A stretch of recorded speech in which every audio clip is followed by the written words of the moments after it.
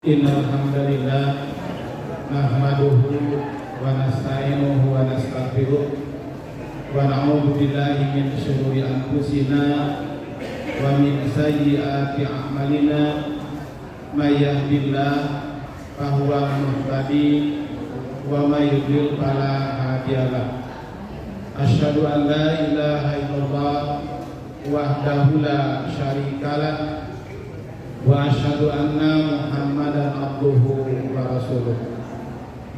Yang kami hormati Al-Ustaz Dr. Kiai Haji Dede Jainuddin MAG selaku Ketua Umum Pimpinan Pusat Persatuan Islam, Pimpinan Wilayah, Pimpinan Daerah, Pimpinan Cabang sebagai tuan rumah, yaitu PT Persis Matraman dan seluruh undangan dari seluruh cabang yang ada di Jakarta ini.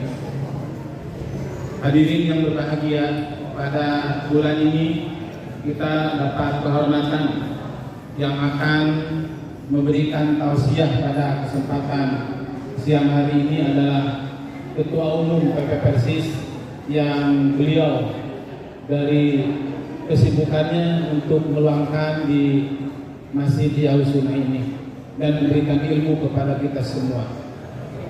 Adapun sebelum beliau akan memberikan tausiah, terlebih dahulu ada beberapa pengumuman yang akan disampaikan oleh pimpinan cabang. Tapi sebelum itu diawali dengan pembacaan ayat-ayat suci Al-Quran yang akan dibacakan oleh Al-Ustaz Kevin. Dipersilakan.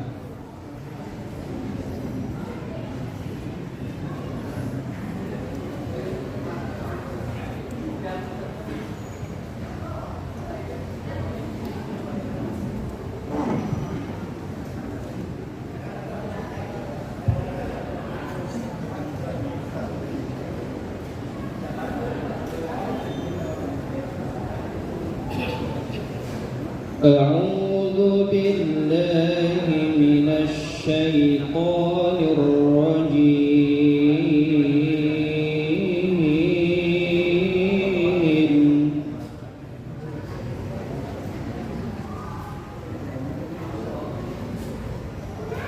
يا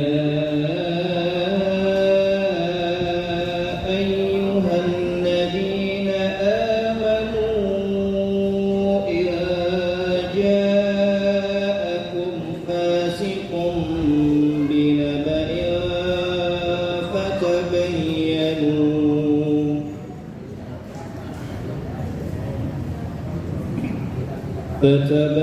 فتبينوا أن تصيبوا قوما بجهالة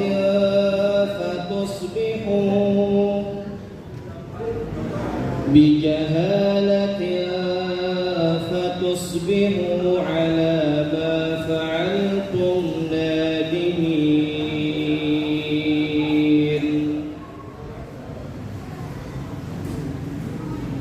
واعلموا أن فيكم رسول الله لو يطيعكم في كثير من الأمر لعنتم ولكن الله حبب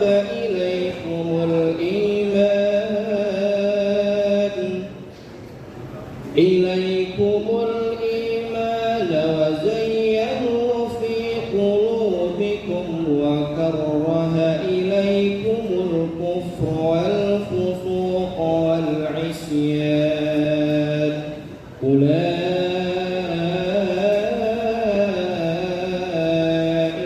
هم الراشدون.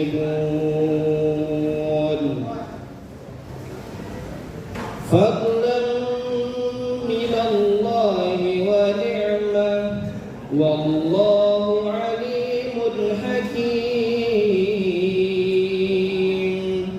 وإن طائفتان من المؤمنين اقتتلوا فأصلحوا بينهما فإن بغت إحداهما على الأخرى فقاتلوا التي تبغي حتى تفيء إلى أمر الله فإن فاءت فأصلحوا بينهما بالعدل وأقسطوا إن الله يحب المقسطين إنما المؤمنون إخوة فأصلحوا بين أخويكم واتقوا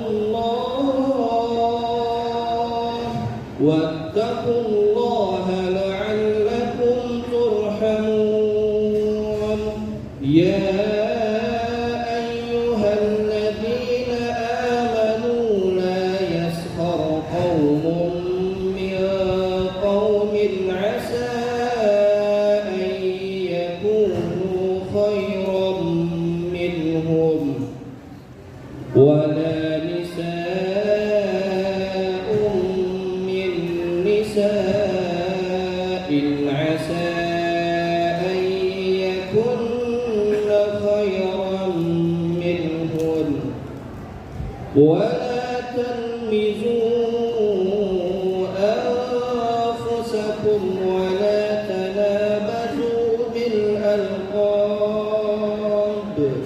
بئس الاسم الفسوق بعد الإيمان ومن لم يتب فأولئك هم الظالمون صدق الله العظيم. Assalamualaikum warahmatullahi wabarakatuh.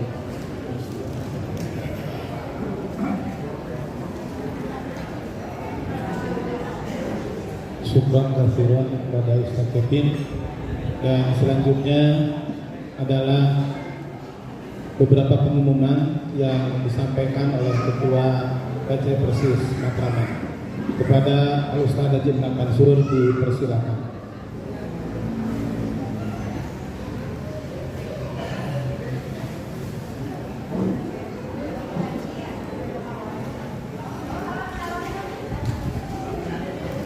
Alhamdulillah alladzi amarna bittaqwa wa nahana 'an ittiba'il hawa.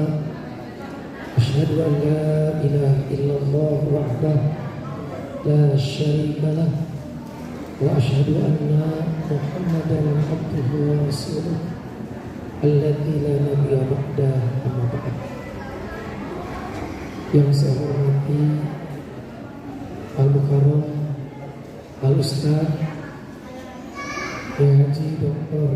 J.J. Zainuddin MAG, Ketua Umum Pimpinan Pusat Persatuan Islam. Yang saya hormati pengurus Akad Asbil Pimpinan Daerah Persatuan Islam Jakarta Timur. Yang saya hormati rekan-rekan Paskil Pimpinan Cabang Persis Matraman, bapak-bapak, ibu-ibu, para undangan, anggota dan simpatisan Persatuan Islam khususnya DKI Jakarta. Syukur alhamdulillah pada pagi menjelang siang ini Allah kembali mempertemukan kita di tempat yang mulia ini dalam rangka untuk melaksanakan dari sekian banyak perintah Allah Subhanahu wa taala, yaitu thalabul ilmi dan juga silaturahmi. Secara kebetulan untuk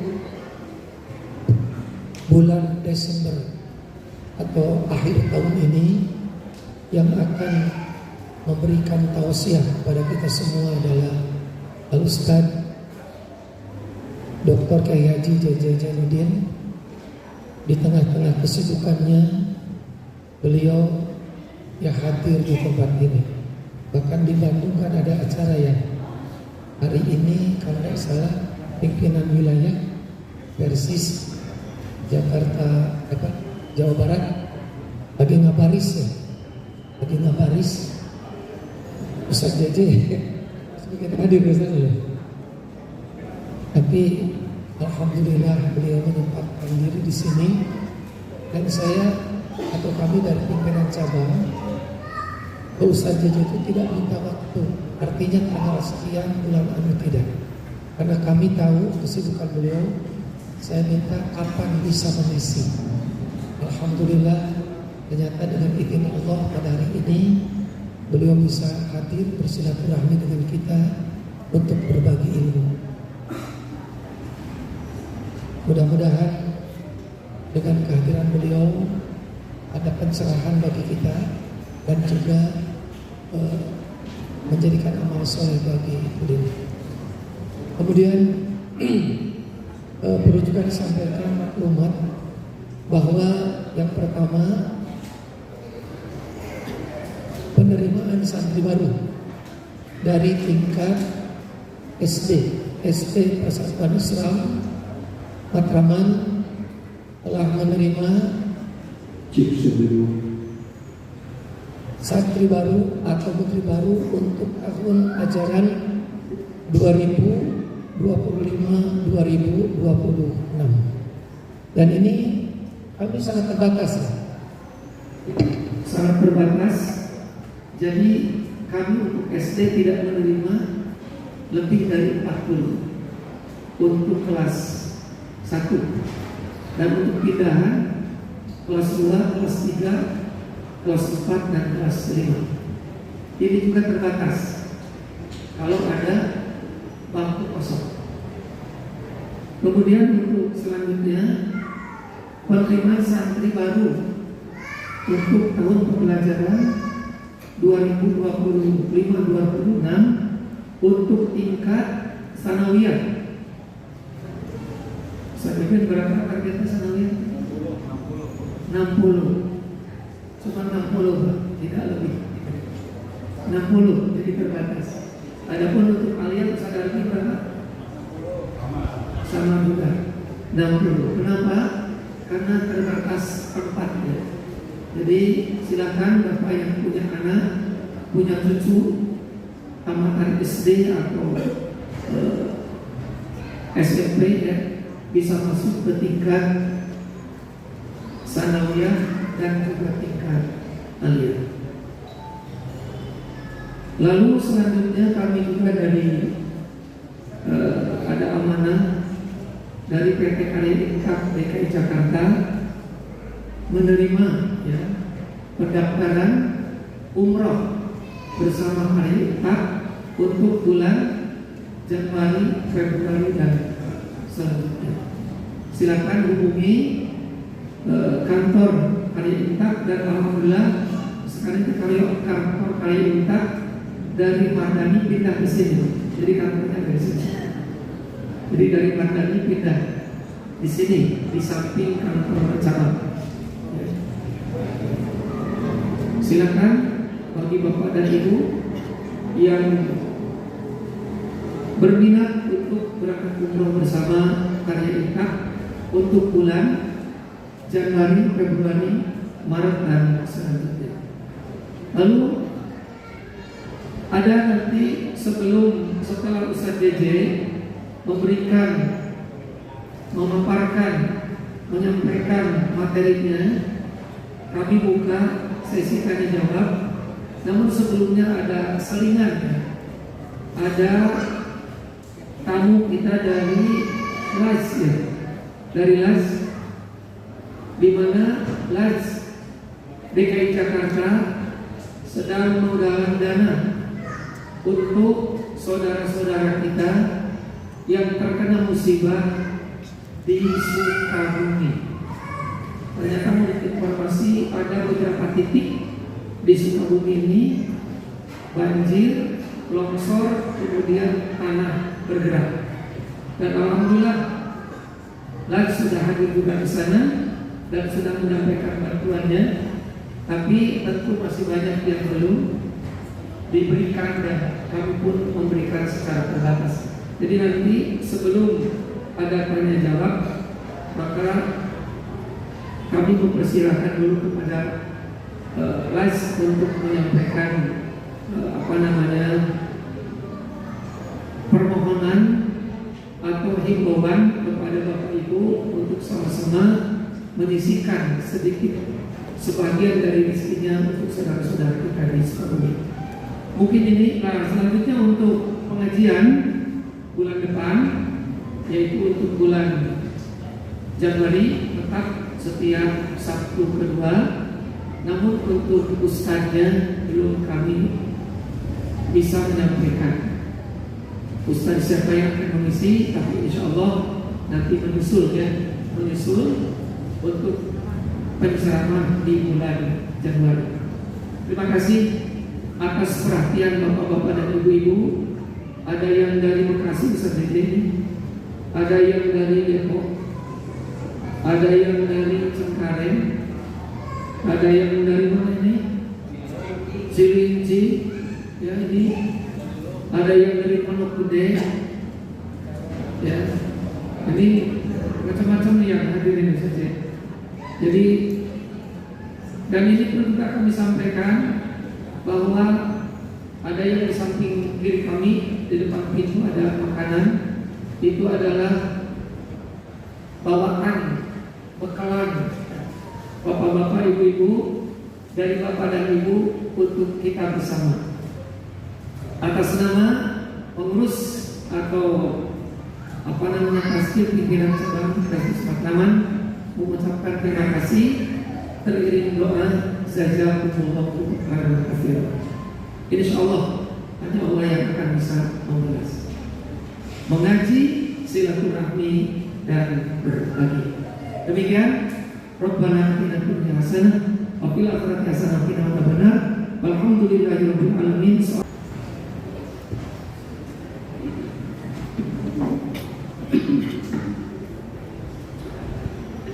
Innal hamdalillah nahmaduhu wa nasta'inuhu wa nastaghfiruh wa na'udzu billahi min shururi anfusina wa sayyiati a'malina. May yahdihillahu fala mudilla lahu wa may yudlil fala hadiya lahu.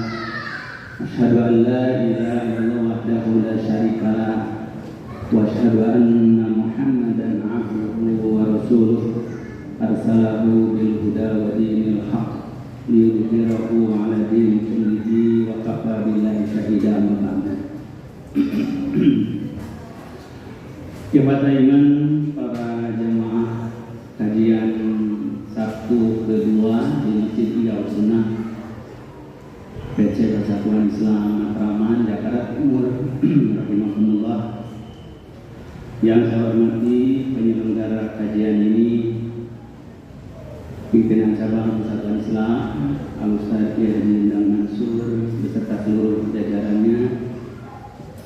Yang saya hormati para bapak ibu, para jemaah sekalian yang sama-sama kita hadir di majelis ilmu ini. Wabil khusus selain kajian ilmu, kita dapat melaksanakan silaturahim yang insya Allah dengan silaturahim ini kita semua yakin menambah keberkahan usia kita dan keberkahan rezeki kita semuanya insya Allah.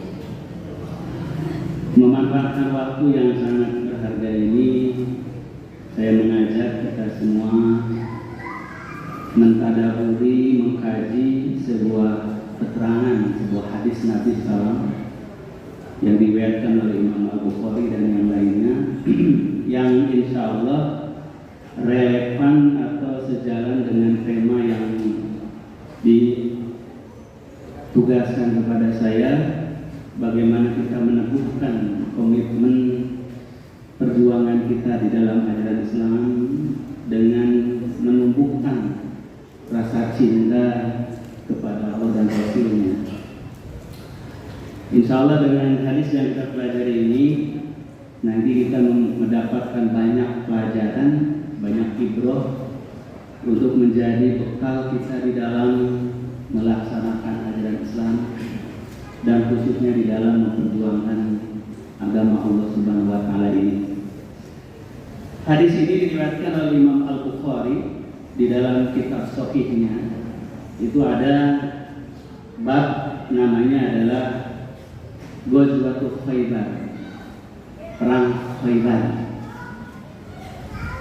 Jadi pembahasan Ghazwah Khaybar ini masuk dalam kitab Al-Maghazi, kitab yang membahas tentang peristiwa-peristiwa peperangan di masa Rasulullah. Maka di dalamnya ada bab tentang Fathu Khaybar atau Ghazwah Khaybar. Nah, Imam Bukhari meriwayatkan hadis An Sahl bin Sa'din qala Rasulullah yaum Khaybar. Rasulullah sallallahu alaihi wasallam pada peristiwa perang Khaybar beliau bersabda, la uqtiyana rayata godan rajulan yuhibbullaha wa rasulahu wa yuhibbuhullahu wa rasuluhu. Kata Rasulullah sambil menunjukkan bendera perang. Roya itu bendera perang ya. Kata Rasulullah, "Tiana hadhihi roya godan rajulan yuhibbullaha wa rasulahu wa yuhibbuhullahu wa rasuluhu."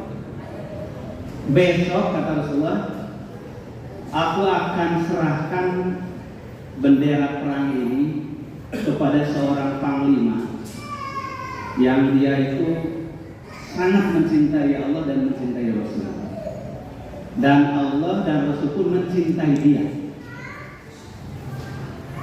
Maka kata Sahal bin Sa'ad, "Fabatan nasu yadukuna lailatahum ayyuhum yuqtaha." Pada malam itu semua orang tidur dengan gelisah, kata Sa'ad bin Sa'ad. Semuanya gelisah malam itu. Kenapa gelisah? Karena semuanya berharap mudah-mudahan saya yang diberi bendera itu. Semuanya gelisah, bertanya-tanya kira-kira yang diberi kepercayaan memegang bendera perang itu siapa? Falamma asbaha an-nasu ghadaw ala Rasulillah kulluhum yarjuna ayyuqaha. Maka begitu sholat subuh, semuanya terburu-buru ingin menemui Rasulullah, sholat bersama Rasulullah, ingin paling dekat. Dengan harapan apa? Mudah-mudahan dia yang diberi kepercayaan itu. Semalaman gelisah, nggak bisa tidur. Begitu subuh, semuanya berlomba-lomba paling duluan ingin lebih dekat ke Rasulullah. Dengan harapan apa? Itu bendera perangnya dikasihkan ke dia. Faqala, ternyata Rasulullah berdiri menatap para sahabat, itu jumlahnya 1.600 orang. Padahal itu yang akan dihadapi tentara Yahudi itu 10.000 orang. Ditambah dengan 400 pasukan cadangan dari Bani Ghafafan, musyrikin yang membantu mereka. Tiba-tiba Rasul bertanya, "Aina Ali bin Abi Thalib?" Kemana Ali bin Abi Thalib? Jadi semua sahabat berkonsentrasi, ya Allah mudah-mudahan saya yang dipilih Rasulullah. Tiba-tiba Rasul bertanya, "Mana Ali?" Jadi malah yang ditanyakan itu yang nggak ada di situ. Ayo semua saling melirik, mana Ali, mana Ali.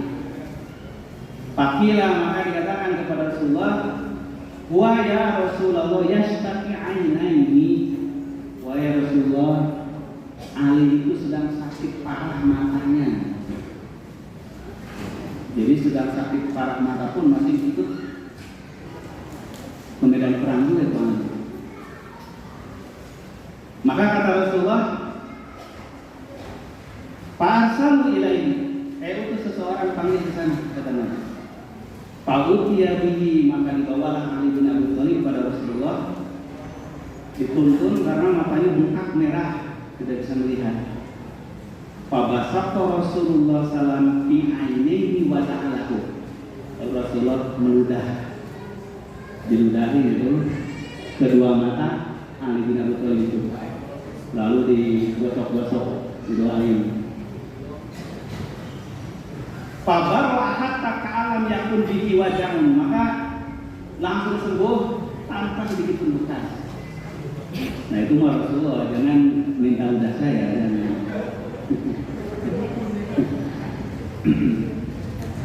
Jadi diusap oleh Rasulullah, mata itu digosok-gosok sambil doain, langsung sembuh. Bahkan dalam hadis yang lain nanti diceritakan, kata Ali, sejak itu saya nggak pernah sakit mata, sampai tuanya Ali itu nggak pakai kacamata. Beda dengan kita sekarang, anak-anak muda sudah pakai kacamata. Ali bin Abi Thalib itu tajam sekali pandangannya, lebih tajam daripada seekor pelang. Makanya mata pedang pun kelihatan oleh beliau kemana arahnya. Itu Ali bin Abi Thalib. Fa'atahu royata, maka Rasulullah menyerahkan bendera ini, bawalah ini, komando perang ini wahai Ali. Nah ini silsilahnya kenapa Panglima itu bawa komando, Pak Jenderal pernah bawa komando. Tapi setelah pensiun diserahin juga.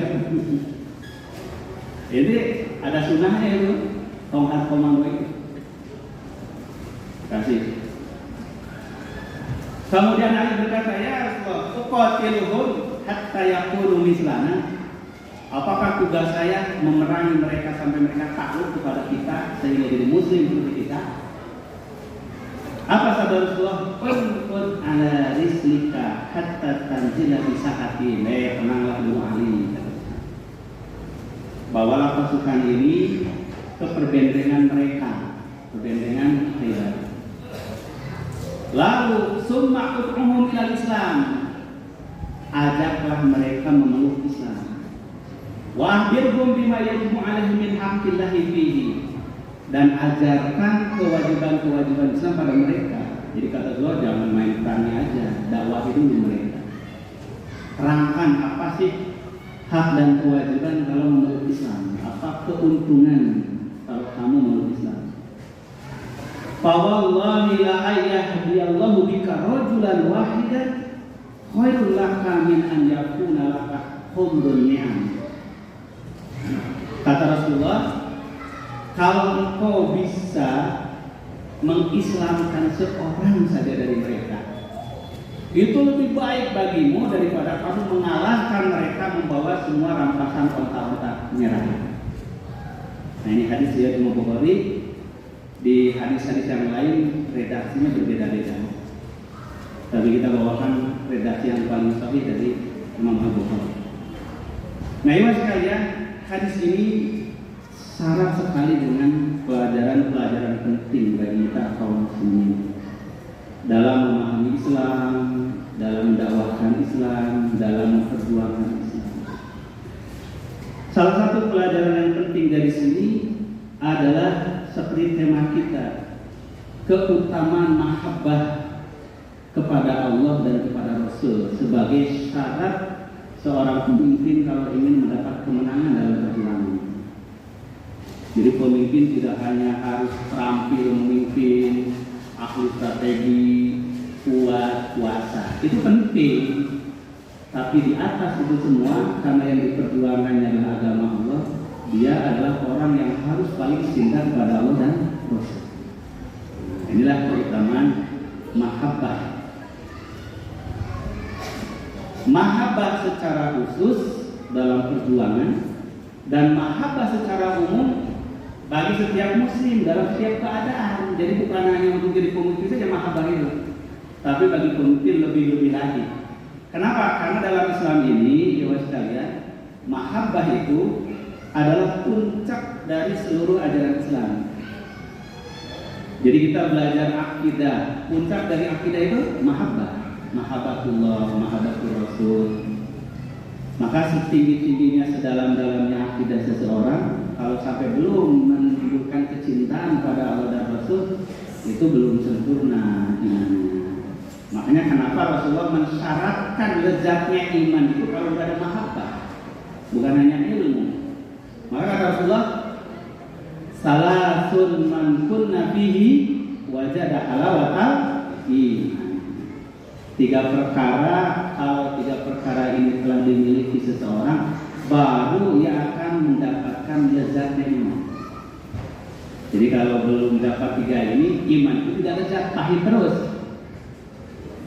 Jadi kalau kita Bapak sekalian sudah lezat belum dengan sholat?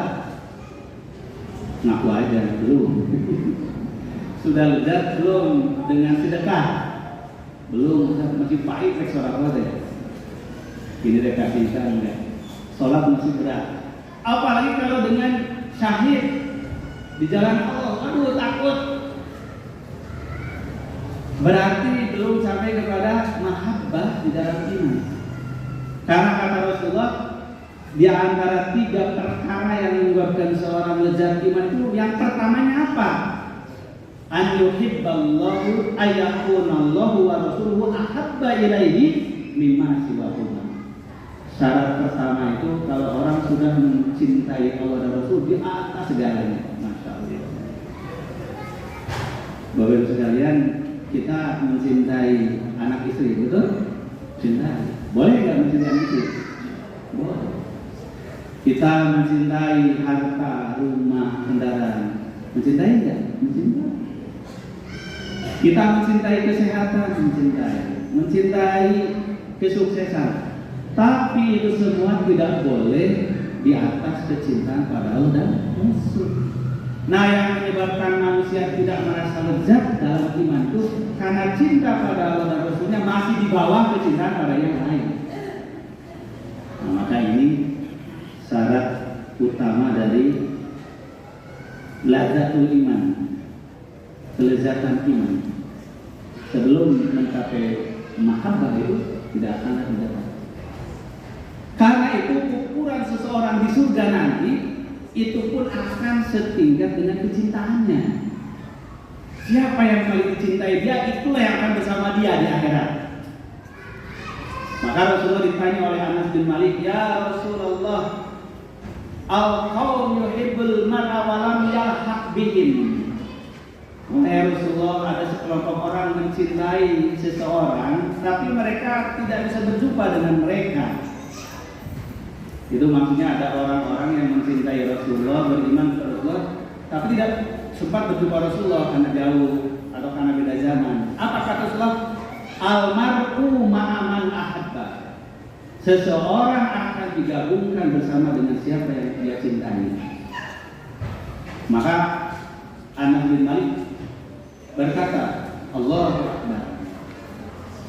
Tidak ada sabda Rasulullah yang paling membahagiakan aku, kata Anas bin Malik, kecuali sabda Rasulullah yang mengatakan almar'u ma'aman ahabba. Seseorang akan dikelompokkan bersama siapa yang dia cintai. Itu hadis yang paling membahagiakan aku, kata Anas bin Malik. Kenapa? Kenapa itu hadis yang paling membahagiakan?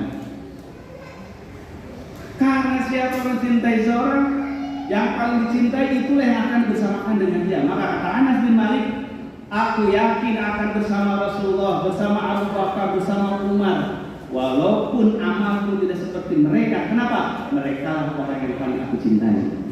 Maka sampai bertakbir tuh Anas, Allah, amal saya tidak akan sampai seperti Rasul, amal saya tidak akan sampai seperti Abu Bakar, amal saya tidak akan sampai seperti Umar. Tapi saya mencintai mereka di atas yang lain-lainnya. Maka saya berharap saya akan digolongkan bersama mereka. Inilah nilai mahabbah dalam Islam. Maka ibu sekalian, sebelum kita jadi orang soleh, cintailah orang soleh. Sebelum kita seperti Abu Bakar, Umar, Utsman, Rasulullah, cintailah Rasulullah melebihi segala-galanya. Cintailah para sahabat melebihi segala-galanya.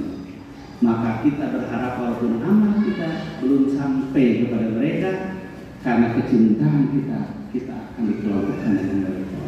Nah, makanya Allah Akbar katakan, inilah karunia mahabbah. Sebab itu mahabbah ini barang yang paling mahal dalam keimanan dalam amal saleh. Dengan mahabbah, dengan kecintaan kepada orang soleh, kita akan dikelompokkan dengan mereka walaupun amal kita tidak seperti mereka. Nah, ini secara umum. Kalau secara khusus tadi Rasulullah memilih untuk panglima perang yang mengalahkan Khaybar itu adalah orang yang paling cinta pada Allah dan Rasul. Teman-teman sekalian, nah yang kedua dari hadis ini menerangkan apa? Tentang subutul mukjizat milik Nabi wa tabarruk bi muzakihi, menerangkan bahwa benarnya mukjizat Rasulullah dan tabarruk dengan ludah Nabi. Ada itu. Mukjizat Rasulullah, apa saja yang beliau mohonkan kepada Allah yang luar biasa itu terjadi. Secara alami, ibu sekalian, penyakit itu tidak bisa hilang dengan sendirinya kan? Karena ada proses penyembuhan. Karena secara teori kesehatan yang namanya sakit pasti ada jaringan yang rusak dalam tubuh kita kan gitu. Dan kerusakan jaringan itu butuh waktu perubahan sel. Umpamanya kita sakit mata, berarti kan ada sel-sel mata yang rusak karena kena debu, kena racun, kena angin. Maka ketika kita tesi dengan obat, mustahil langsung saat itu sembuh sekaligus secara teori kedokteran. Kenapa? Karena untuk mengembalikan sel-sel tubuh yang rusak itu butuh waktu. Makanya biasanya dokter ngasih obat tunggu 3 hari kan? Itu tabiiyahnya, alamiahnya. Maka dengan mukjizat Rasulullah berdoa saat itu sembuh saat itu, mukjizat. Maka ketika Rasulullah mendengar Ali sakit, bawa ke sini dituntut itu Ali matanya bengkak merah. Namanya sakit romat kalau di Arab itu. Sakit merah bengkak karena debu sehingga tidak bisa melihat. Rasulullah mengulur ludahnya, diludahkan sedikit itu, bukan ludah dahak gitu. Kalau bahasa orang mah ditiup-tiup, puah-puah. Nah inilah disembur dengan ludah. Itu sebabnya kenapa dukun disuruh dengan ludah, puah-puah. Jadi ayat sunahnya bab ngeludahnya mah, nutuin nama dukunnya, bab ngeludahnya mah. Sering Rasulullah mengobati para sahabat dengan cara diludah. Ada kalanya ludahnya diketangankan beliau, lalu dipijitkan ke orang. Ada kalanya ke air diludahkan, diminumkan. Ada kalanya airnya dikulung oleh Rasulullah, didoakan dan sempurna. Itu banyak hadis-hadisnya. Nah maka timbul di kalangan para ulama, bolehkah kita mengamalkan seperti itu? Selama tidak lagi boleh. Asalnya perbuatan Nabi diikuti kecuali ada larangan gitu. Kecuali khusus bagi Nabi. Tidak ada keterangan itu khusus bagi Nabi. Nah yang khusus bagi Nabi itu nanti tabarruknya.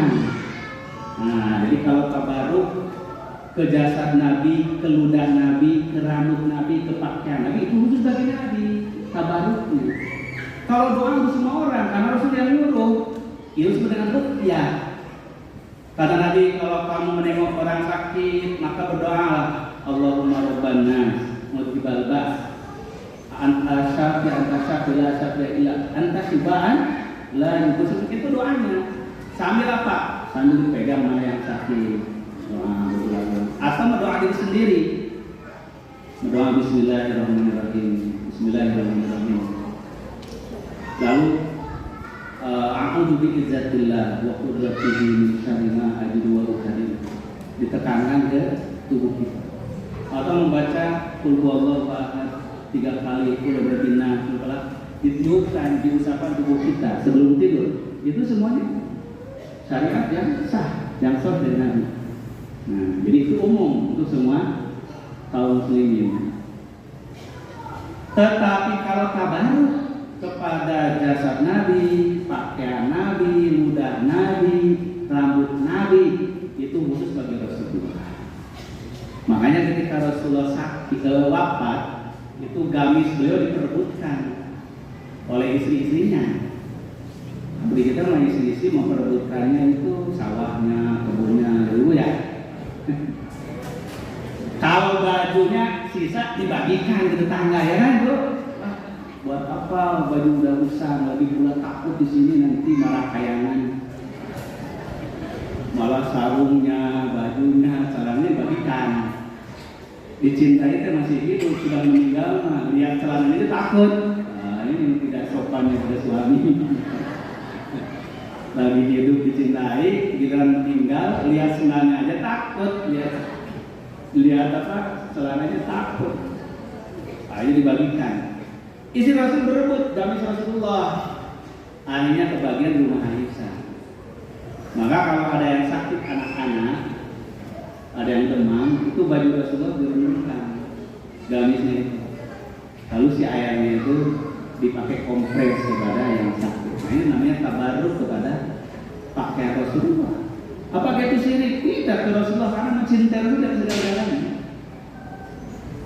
Dan itu dibolehkan Rasulullah semasa hidup beliau dan setelah beliau wafat.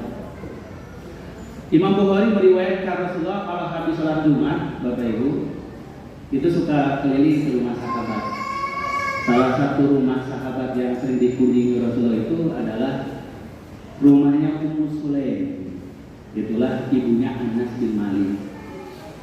Ummu Sulaim itu terkenal seorang wanita yang salehah, sahabat yang sangat dicintai oleh sahabat yang lain karena ilmunya, kesalehannya, kedermawanannya, dan yang didoakan oleh Rasulullah. Maka kalau Rasulullah pulang Jumat itu bertamu ke salah seorang sahabat, disiapkanlah makanan. Nah, itulah ibu istilah Jumat Barokah, betul nggak? Jumat Barokah, menjamu orang yang selesai Jumat. Maka kata istri sahabat, kami tidak menyediakan makan siang di hari Jumat kecuali suami kami telah pulang dari Jumat. Jadi bukan hanya malam barokahnya, Bu, siangnya juga ada siang barokah, makan barokah. Rasulullah mampir ke rumah siapa? Rumah Ummu Sulaim. Setelah makan, beliau bersandar, ngantuk Rasulullah. Tertidurlah di siang hari yang panas sampai mengucur keringat beliau. Maka kata Ummu Sulaim, aku ambilkan handuk kecil, lalu dihamparkan di bawah pundak Rasulullah, sehingga si keringatnya ini mengucur ke handuk, menetes. Ketika sudah basah, sudah penuh, diperes gitu keringatnya, itu dimasukin ke botol, ditadahkan lagi, udah basah, diperes lagi, masukin ke botol. Tiba-tiba Rasulullah bangun, lalu melihat kelakuan Ummu Sulaim. Apa yang kau lakukan, kata Rasulullah? Aku memeras keringatmu, dimasukkan ke botol. Untuk apa? Aku akan campurkan dengan minyak wangi. Nanti aku akan bagikan kepada anak cucuku. Rasulullah tersenyum saja, tersenyum. Ini menunjukkan bolehnya tabarruk dengan keringat Rasulullah. Maka kata Anas bin Malik, ketika Rasulullah telah wafat, keluarga kami kemanapun membawa botol yang ada keringat Rasulullah. Pertanyaannya syirik nggak dulu ya? Nah sekarang ibu-ibu, bapak-bapak, kalau pergian kemana, buka dompetnya, ada foto siapa? Ibu-ibu, kalau pergian di dompet suka bawa foto bapak nggak? Nggak cinta sama bapak dulu. Yang adanya malah foto Soekarno-Hatta, yang warnanya merah ya Bu ya.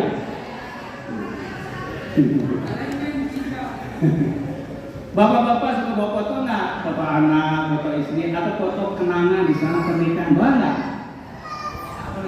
Pertanyaannya syirik kalau kita bawa foto keluarga itu. Saking cintanya pada keluarga aku, sama pulang dulu kenapa?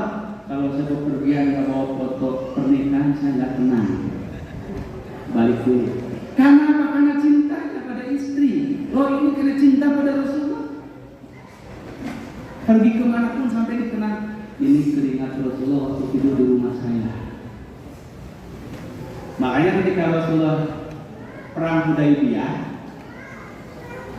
beliau minta dicukur oleh Bilal. Para sahabat berebut rambutnya. berebut rambutnya dimasukin ke saku masing-masing. Itulah sebabnya kenapa rambut Rasulullah masih ada sekarang di museum, di Topkapı umpamanya di Turki. Coba kalau nggak pernah dibawa ke sahabat, coba aja dibawa kemana-mana para sahabat itu. Sampai kata Nabi Malik, di antara sahabat itu ada yang pulang lagi ke rumahnya, ditanya kenapa? Ketinggalan dompet yang ada rambut Rasulullah. Ini namanya kecintaan seseorang kepada Rasulullah, tidak memutuskan, tidak menjadikan sebagai Tuhan dan sebagainya, sangat cinta. Karena dia ada cinta seseorang itu pasti akan membawa apa yang dikenalnya. Seperti kita mencintai anak pasti akan bawa fotonya kemana-mana. Apa yang di sini? Nah ini tabaruk. Maka di sini tabaruk dengan ludahnya Rasul. Rasulullah kalau makan di rumahnya Abu Ayyub Al-Ansori sengaja suka disisakan ayamnya itu. Kalau minum disisakan ayamnya, kalau makan kan sedikit. Padahal Rasulullah mengatakan tidak boleh membazirkan makanan. Kenapa beliau sendiri sengaja menyisakan? Kenapa tuh Pak? Sengaja biar nanti tuan rumah ketika ngeberesin berebut sisa makanan Rasulullah. Nah sekarang itulah dalil-dalil yang sudah dipakai oleh siapa? Kalangan tertentu. Oh ini sengaja aku makan buah segigit, sisanya berebut santrinya. Nggak tahu itu giginya itu penuh kuman karena perokok berat. Kalau itu kan bersih, suci. Nah ini pelajaran dari hadis ini tentang subutul mukjizat dan tabarruk terhadap jasa Rasulullah Sallallahu Alaihi Wasallam. Kemudian yang ketiga dari hadis ini waris sekalian menerangkan apa? Jawazul hirsi ala imaratir solihatir mardiyatin. Bolehnya kita ini kaum muslimin berambisi kepada kepemimpinan yang baik. Bolehnya orang muslim berambisi kepada jabatan yang baik, jabatan yang soleh. Yang tidak boleh itu orang berambisi kepada kedudukan, kepada jabatan, tujuannya untuk kemewahan, untuk berbangga-bangga, apalagi tujuannya berbuat zalim, itu tercela hina. Maka Rasulullah SAW menasihati sahabat, la tas'alil imarah, jangan sekali-kali meminta-minta jabatan. Kata Rasul. Kenapa? Fa innaka in uqtitaha an mas'alatin mukil ta'alai. Kalau kamu diberi jabatan bukan karena minta-minta, pasti kamu akan terbebani. Wa in wukil ta'alai di mas'alatin in ta'alai. Tapi kalau kamu diminta untuk menjadi kedudukan jabatan bukan karena permintaanmu, tapi diminta, maka kamu akan ditolong oleh Allah. Nah, ini adalah ajaran Islam tentang etika kepemimpinan. Begitu pula pesan Rasulullah kepada Abu Dzar Al-Ghifari.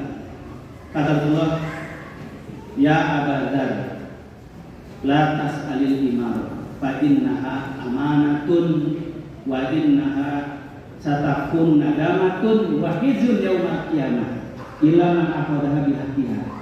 Wa ya Abu Dzar, Rasulullah, jangan sekali-kali kamu meminta jabatan apapun. Karena jabatan itu amanah, nanti pada hari kiamat jadi kehinaan dan penyesalan.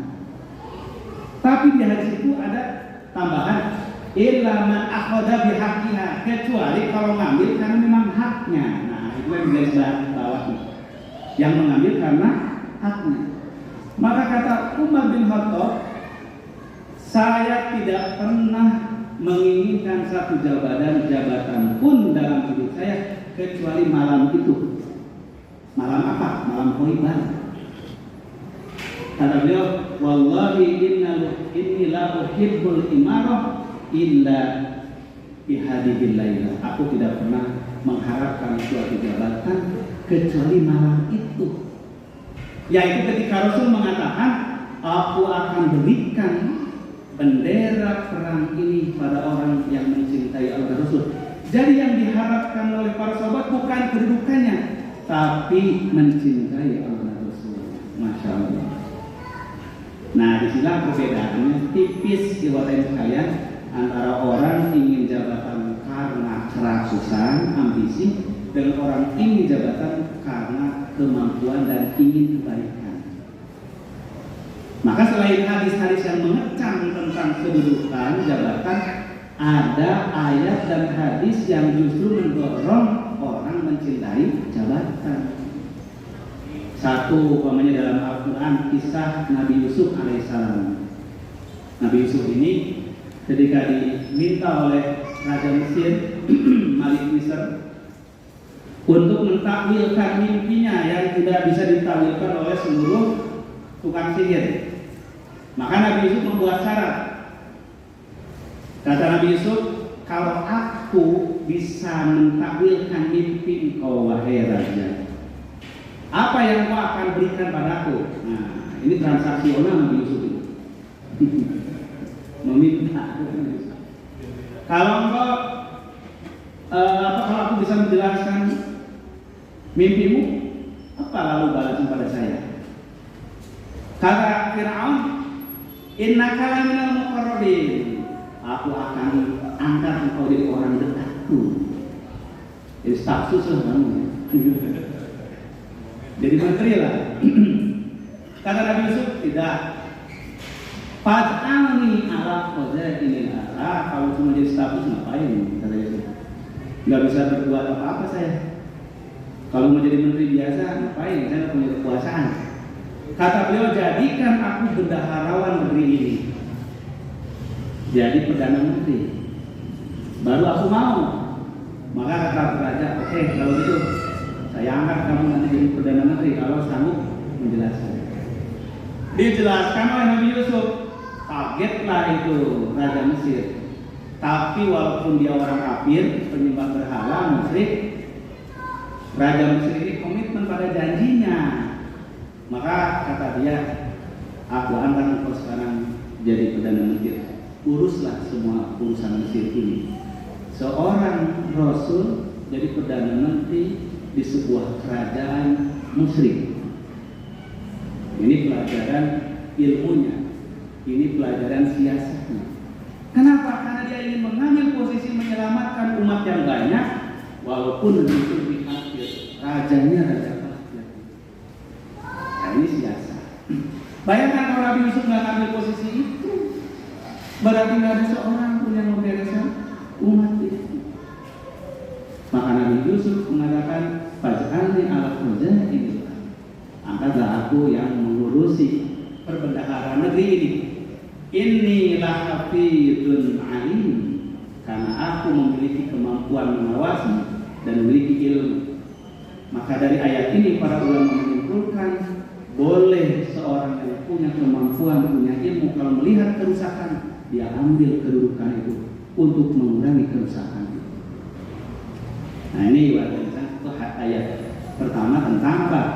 Tentang kebalikan dari larangan meminta kekuasaan. Kapan itu dilarang, kapan itu dibolehkan. Yang kedua, kita baca dalam ayat Al-Quran, orang itu harus semuanya punya cita-cita. Generasinya ini generasi pemimpin, kan? Boleh bercita-cita jadi pemimpin terus, jadi ayah terus. Berdoa, ya Allah, jangan sekali-kali anak saya jadi pemimpin. Nanti kalau jadi pemimpin korupsi ya, jadi nggak apa-apa semuanya jadi buruh saja. Wah, kalau orang muslim semua berdoa anak cucunya jadi buruh semua, jadi rakyat semua. Maka Al-Quran mengatakan, walladzina yaquluna rabbana hab lana min azwajina wa dzurriyyatina qurrata a'yun waj'alna lil muttaqina imama.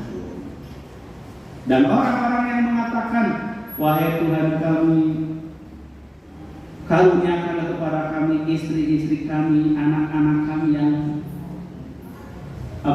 qurrata a'yun, jadi penyejuk mata kami, penentram telinga kami, buah hati kami, dan jadikanlah kami pemimpin-pemimpin yang bertakwa. Jadi harus jadi pemimpin, tapi ada catatannya, pemimpin yang bertakwa. Nah ini di antara ayat-ayat yang menyeimbangi tentang kewaspadaan terhadap kekuasaan dengan perintah memiliki kekuasaan itu. Contoh yang lain, contoh cukup 3 saja ya. Ketika Rasulullah berdakwah di Mekah, 13 tahun beliau berdakwah, itu untuk mengislamikan 1-2 orang yang susah sekali. Sampai 13 tahun itu hanya berapa puluh orang saja. Itu pun dengan tekanan yang luar biasa. Terpaksa harus hijrah ke Habsyi pertama, hijrah ke Habsyi kedua. Maka Allah Subhanahu wa taala menurunkan surah Al-Isra sebagai persiapan Rasulullah untuk hijrah. Maka di antara doa yang diperintahkan para Rasul menjelang hijrah itu adalah apa? Yaitu wa qur rabbi adkhilni mudkhala sidqin wa akhrizni mukhraja sidqin waj'alni min ladunka sultanan nasira. Ya Allah, ya Rabb Tuhanku, berilah kepada kami jalan keluar dari penderitaan ini dengan jalan keluar yang terbaik. Berilah kami tempat masuk, tempat baru perjuangan ini dengan tempat baru yang terbaik. Waj'alni min ladunka sultanan nasira, dan karuniakanlah kepadaku kekuasaan yang bisa menolong dakwah ini. Itu namanya sultanan nasira. Nah, ini pelajaran yang ketiga yang sangat penting dari hadis kisah Khaybar ini adalah jawabul hirsi ala imarah salihah. Bolehnya seseorang punya kemampuan, dia bercita-cita, berkeinginan, berambisi untuk memperoleh suatu jabatan demi kemaslahatan, tapi haram lalu untuk tujuan berbuat zalim atau durhaka. Kemudian yang keempat, teman-teman sekalian, dalam kisah kisah Khaybar ini adalah menerangkan tentang fadilah Ali bin Abi Thalib, keistimewaan Ali bin Abi Thalib dari sahabat yang lain. Karena tiap sahabat ini memiliki fadilah, maka dalam kitab-kitab hadis ada khusus bab namanya Fadailus Sahabat, fadilah sahabat. Masing-masing sahabat punya fadilah tersendiri. Nah, ini adalah fadilah Ali bin Abi Thalib. Dan Ahlus Sunnah mengakui fadilah ini. Ali bin Abi Thalib di antara sahabat yang paling mencintai Rasul. Bukan berarti sahabat yang lain tidak, tapi dalam konteks perang Khaybar itu Ali bin Abi Thalib yang dipilih Rasul. Tetapi, sebahagian kalangan, terutama kaum Syiah, Rafidhah yang berlebihan mencintai Ali, dengan hadis ini menafikan sahabat yang lain. Jadi tidak ada sahabat yang mencintai Rasul kecuali Ali. Nah, ini masalahnya. Kalau mengakui bahwa Ali mencintai Rasul memang betul, tapi ketika ditakwilkan sahabat yang lain, tidak ada yang seperti Ali cinta kepada Rasul. Ini yang salah. Karena di ayat, di hadis yang lain banyak keterangan menerangkan Abu Bakar, Umar, Utsman semua juga mencintai Rasul dan memiliki kelebihan di saat masing-masing yang berbeda. Nah, ini manhaj berpikir namanya. Kalau orang-orang Syiah itu manhaj berpikirnya sudah dikotomi, yaitu mana yang pro Ali, mana yang menentang Ali. Jadi hanya semua hadis yang bersifat mendukung Ali dijadikan alasan mencela sahabat yang lain. Itu masalahnya. Umpamanya ketika menafsirkan ayat dalam surah Al-Maidah, innama waliyukumullahu wa rasuluhu walladzina amanu alladzina yuqimuna sholata wa yu'tuna zakata wa hum raki'un. Itu silakan dicek surah Al-Maidah ayat ke-55 kalau tidak salah. Dan hanyalah pemimpin kamu, wali-wali kamu itu Allah, Rasul, dan orang-orang mukmin. Orang mukmin yang mana pemimpin kamu? Alladzina yuqimuna shalah, yang mendirikan salat, wa yu'tuna zakat, dan mengeluarkan zakat, wa hum raki'un, sambil ruku. Jadi pemimpin cirinya kalau mengeluarkan zakat sambil ruku. Gimana mengeluarkan zakat sambil ruku? Nah, kata mereka ini dalil ayat itu khusus untuk Ali. Kenapa? Karena menurut riwayat-riwayat mereka, satu-satunya sahabat Yang berzakat sambil sholat sedang ruku itu hanya Ali. Jadi kisahnya itu Rasulullah dan para sahabat kumpul di masjid. Lalu datanglah peminta-minta bagian zakat. Rasul menanyakan, siapa yang punya uang, punya makanan, berilah dia zakat, berilah sedekah. Tidak ada seorang pun yang punya. Setelah seorang orang diminta, enggak ada. Tinggal Ali yang diminta, sedang sholat sunat beliau. Maka si peminta-minta itu nungguin Ali bin Abi Thalib. Ketika Ali bin Abi Thalib sedang ruku, langsung minta, wahai Ali, berilah aku sedekah. Maka Ali bin Abi Thalib mengambil cincin perak dari tangannya, disedekahkan ke orang itu sambil ruku. Timbullah keyakinan bahwa pemimpin yang sesungguhnya adalah pemimpin yang sholat lalu mengeluarkan zakat sedang ruku. Kan repot itu kalau pola pikir seperti itu.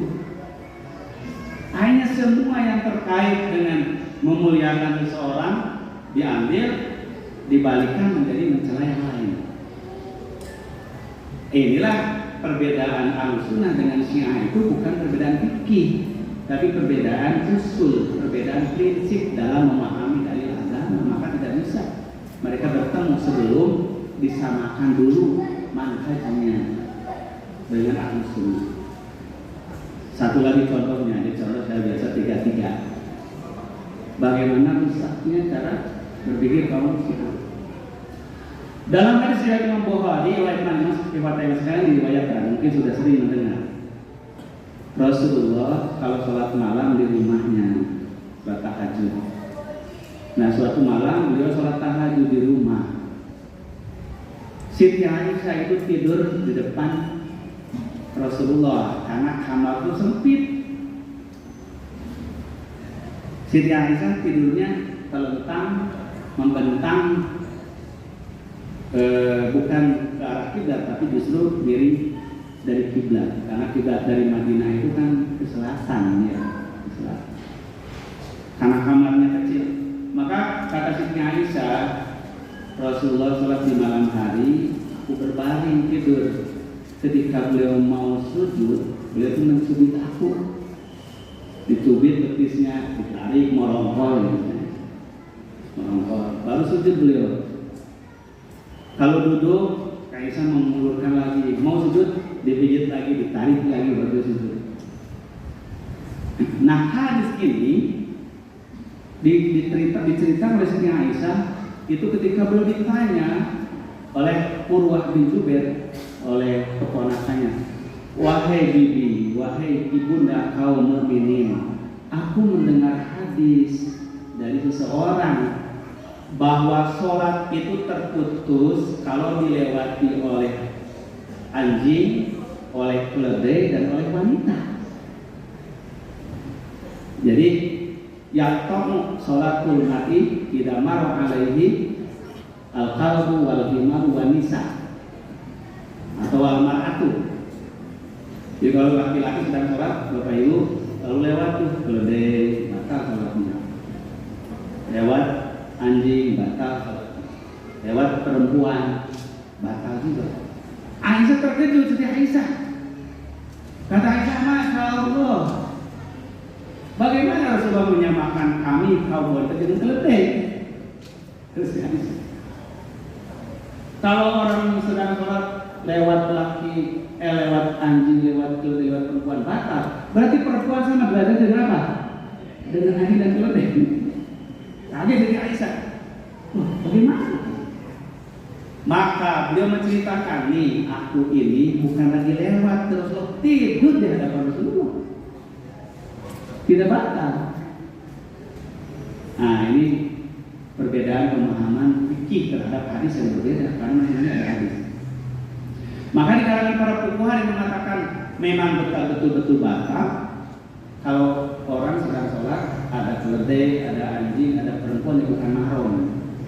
Jadi ditakwilkan karena dia mahramnya, jadi nggak batal. Dia nggak betul bukan mahram. Ada yang mengatakan itu hadis yang menerangkan bab itu syad, bertolakan dengan hadis-hadis sahih. Tidak ada yang membatalkan seseorang apapun Tapi itu mah batal maknanya adalah mengganggu kehusuan. Bukan batal sholat. Batal terganggu khusyuknya. Coba Bapak Ibu sedang sholat tiba-tiba datang anjing gila. Khusyuk nggak sholatnya? Enggak. Pasti bukan. Boro-boro ada anjing, ada tikus aja lari di rumah ya. Boro-boro tikus, ada kecoa saja loncat, kecoa lagi sholat tuh, lupa. Nah, kalau itu dipahami, jadi katanya bukan batal sholatnya, tapi rusak kehusuan. Itulah perbedaan fikih karena ada perbedaan penawilan pada hadis. Dalam akidah Ahlussunnah itu diperdebatkan. Jadi kalau begitu batal tidak kalau wanita melewat laki-laki dalam sholat. Kalau begitu batal tidak menyentuh istri pada sedang wudhu. Maka timbullah perbuatan batal. Tapi kan itu Rasulullah mengizinkan istri Aisyah. Tapi kan Aisyah sedang tidur pasti pakai sarung.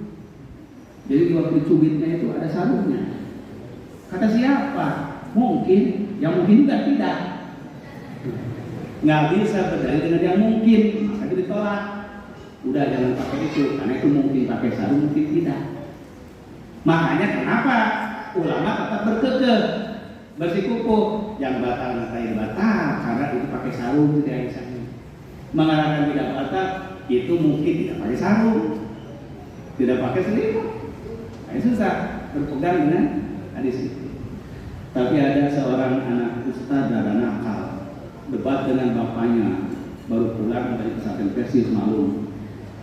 Kata bapaknya batal nak kalau laki sentuhan dengan perempuan itu. Kata anaknya tidak pak. Masa sih sentuhan dengan perempuan batal? Kan itu tidak masuk ke dalam bab pembatal. Karena dia di masjid kecil ya, di musola di kampung, tiba-tiba masuk kambing ke masjid, dikepung sama bapak dan anaknya yang sedang berdebat itu. Kata bapaknya, tangkap itu nak kambingnya. Enggak, kamu batal. Bapaknya marah, kamu jangan ngada-ngada. Kata siapa megang kambing batal? Kata anaknya, kata bapak, siapa bapak bilang megang kambing? Itu kata bapak megang perempuan batal, apalagi megang kambing. Bapaknya jadi mikir, iya ya megang kambing aja nggak batal, masa megang istri batal? Ah itu mah berlogika untuk anaknya. Bapaknya jadi mikir, iya juga ya, kita perlu berpikir tuh hadis itu katanya. Masa bersentuhan dengan istri batal? Ini memegang-megang kambing betina nggak batal. Memang mulia siapa istri dengan kambing betina? Itu logikanya. Nah itu debat di kalangan Ahlussunnah itu hanya memperdebatkan itu. Tapi kalau di Syiah bukan ibu sekalian yang diperdebatkannya. Ini menerangkan hadis itu betapa jahatnya Siti Aisyah, betapa kurang ajarnya Siti Aisyah. Rasul sedang sholat saja dihalangi tidur. Jadi lain itu penafsirannya. Jadi kata siapa Aisyah itu soleha? Kata siapa Aisyah itu istri Nabi yang baik? Dia istri Nabi yang buruk rupa, buruk perilaku. Nabi sholat malam saja dia mati tidur. Nah, jadi kalau orang sudah punya paradigma yang buruk, apapun berita akan diframing jadi keburukan. Nah, inilah konsep dalam Islam husnudzon dan suudzon. Kenapa dalam Islam haram orang memiliki persepsi yang buruk? Bukan hanya buruk sangat, tapi maksudnya punya paradigma berpikir yang selalu jahat, yang selalu buruk. Maka yang baik pun akan dipahaminya dalam konteks yang buruk. Nah ini bahayanya itu tadi. Maka kembali kepada hadis tadi Khaybar ya. Karena ini masih ada beberapa faedah lain. Ini menerangkan tadi tentang bolehnya seseorang rakus kepada kekuasaan karena kebalikan. Yang kelima, saudara sekalian, dalam peristiwa Khaybar ini ada kisah tentang bersyairnya sahabat, bernasibnya sahabat. Jadi di tengah kepenatan Rasulullah dan para sahabat mengepung benteng Khaibar, Rasulullah itu setelah perang Hudaybiyah tahun ke-6 lalu pulang ke Madinah, beliau mengumpulkan para sahabatnya. Kata Rasulullah, orang Yahudi itu tidak bisa dipegang perjanjian. Sudah jelas kita ini membuat perjanjian Saqifah Madinah untuk tidak saling memerangi, tidak saling memusuhi. Mereka malah berkomplot dengan kaum musyrikin memerangi kita, itulah perang Khandaq. Tapi Rasulullah membiarkan dulu tuh orang-orang Yahudi Khaibar. Yang dahulu diperangi Rasulullah adalah Bani Nadir. Kemudian Rasulullah melaksanakan umroh dengan para sahabat, lalu terjadilah perjanjian Hudaybiyah. Nah, setelah perang ke Madinah dikumpulkan sahabat, kata Rasulullah, jangan semua orang ikut dalam perang ini. Cukup, kata Rasulullah, orang-orang yang ikut baiat ridwan bersamaku. Karena yang kita hadapi adalah musuh yang militan. Maka dipilih Rasulullah hanya 1.600. Padahal kalau beliau mengerahkan 20.000 pun ada pasukan sahabat. Tapi Rasul hanya meminta 1.600 orang yang betul-betul punya komitmen. Berangkatlah. Ternyata Khaibar itu kota benteng milik Yahudi yang sudah ratusan tahun mereka bangun di situ. Turun-temurun. Pasukannya kuat, 10.000 orang. Kemudian bentengnya berlapis, 8 lapis itu bayangan. Lapis pertama, lapis kedua, lapis ketiga, sampai ke 8. Makin ke belakang makin kokoh dan makin tinggi datarannya, dan makin lengkap persenjataan serta logistiknya. Itulah strategi orang Yahudi, pintar mereka itu. Maka ketika mengepung mereka, tidak bisa menjebol benteng pertahanan Yahudi itu. Itulah kenapa Rasulullah akhirnya menyerahkan pada Ali bin Abi Thalib setelah beberapa hari. Kata Rasul, di tangan Ali inilah nanti akan tumbang benteng Yahudi itu. Di sela-sela kepenatan mengepung, cadangan makanan sudah mulai sedikit, orang-orang sudah mulai lelah. Maka tampillah seorang sahabat, itu namanya adalah sahabat Amir bin Aqwa. Nah, Amir bin Aqwa ini seorang panglima atau komandan perang yang hebat yang dipilih Rasulullah. Maka kata pasukannya, wahai Amir, engkau kan penyair, tidakkah engkau bersair buat kami supaya kami merasa gairah? Nah, maka Amir pun melantunkan beberapa bait syair. Kata Amir, Allahumma laula anta mahtadaina wala sallaina wala tasaddaqna fa'anzilan sakinatan alaina wasabbitil aqdama in laqaina innal ladina faddalu alaina in aradu fitnatan abaina. Akhirnya diulang-ulang disambut oleh para sahabat yang lain. Allahumma laula anta mahtadaina wala sallaina wala tasaddaqna fa'anzilan sakinatan alaina wasabbitil aqdama in laqaina innal ladina qad baghaw alaina in arada fitnatan abaina. Jadi gemuruhlah itu orang-orang itu dengan nasyid, sehingga semangat para tentara itu terbangkitkan. Nah, itulah silsilahnya kenapa biasa di pasukan itu suka ada lagu perjuangan.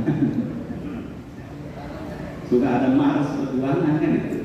Mungkin Pak Asep di angkatan ada saja, angkatan laut, angkatan darat itu ada. Jadi itu bukan hanya tradisi adat, tapi itu memang ada asalnya.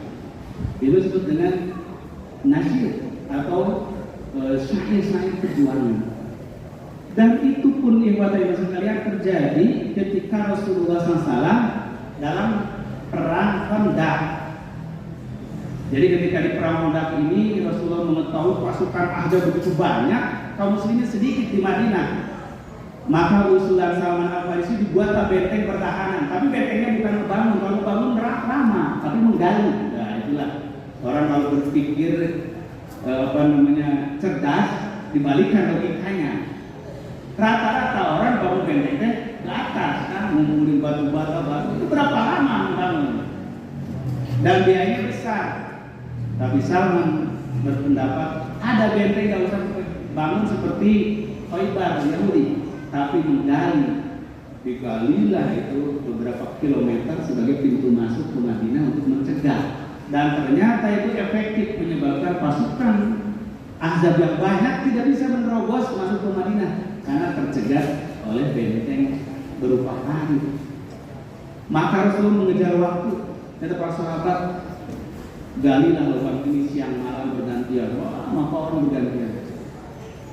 Sampai suatu pagi Rasulullah menemui sahabat yang masih sedang menggali. Mereka sudah kelelahan. Maka Rasulullah bersyair. Kata beliau, Allahumma la aisha ilal aisil akhirah, faqiril ansari wal muhajir.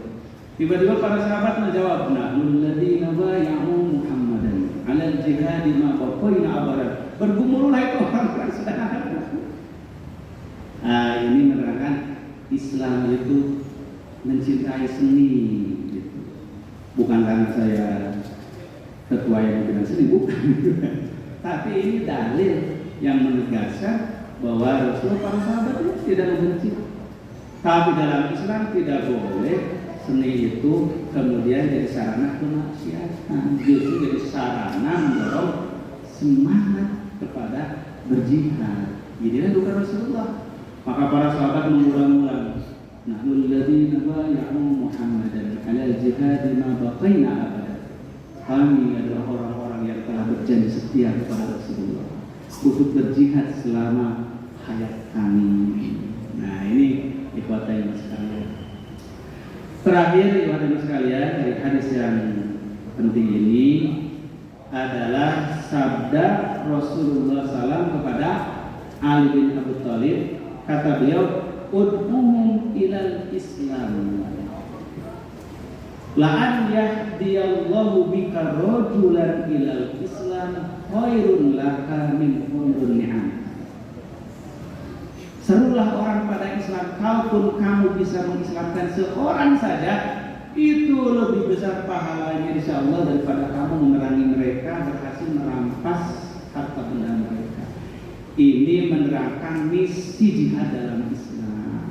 Dalam Islam berjuang berjihad bukan untuk membunuh orang, bukan untuk menghancurkan musuh, bukan untuk merampas harta bendanya. Itu mah akibat konsekuensi daripada hukum perang. Tapi tujuannya adalah untuk berdakwah. Kalau orang bisa didakwahi dengan lisan, kenapa harus dengan pedang? Kalau orang bisa ditaklukkan hatinya dengan hujah, kenapa harus ditaklukkan tubuhnya dengan senjata? Nah, itu kaidah dalam ajaran Islam. Maka ibu-ibu sekalian, saya kira pelajaran yang sangat berharga dari hadis Rasulullah SAW ini diriwayatkan Imam Bukhari dalam kitab Al-Maghazi, yaitu bab tentang Ghazwatul Khaybar. Mudah-mudahan kita semuanya dapat mengambil ibrah pelajaran betapa pentingnya membangun rasa cinta kepada Allah dan Rasul sebagai titik tolak dalam kita memperjuangkan agama Allah Subhanahu wa taala. Dan itu adalah modal utama untuk mencapai kemenangan dalam agama Allah Subhanahu wa taala. Saya kira ikhwat iman para jamaah dirahmati oleh Allah Subhanahu wa taala, sebagai penyampaian materi barangkali saya cukupkan sekian agar mudah-mudahan dapat dilengkapi dengan tanya jawab atau dialog bagi Bapak Ibu ikhwas sekalian kalau ada pertanyaan-pertanyaan yang bisa kita diskusikan. Insya Allah sampai pukul 10 ya kurang lebih. Jazakumullahu khairan katsiran. Wassalamualaikum warahmatullahi wabarakatuh. Wassalamualaikum warahmatullahi wabarakatuh. Terima kasih Ustaz Ijin atas beberapa hal yang Ustaz sampaikan, begitu menarik tentang masalah mahabbah kepada Rasulullah SAW. Sebelum tanya jawab Ustaz, ada dulu diselingi dari bantuan.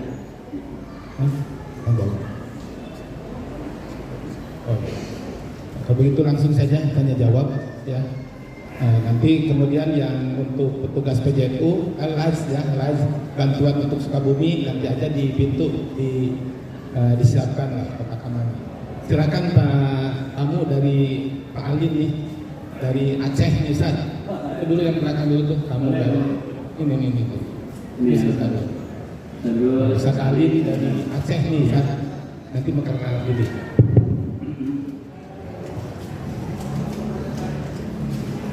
Assalamualaikum warahmatullahi wabarakatuh.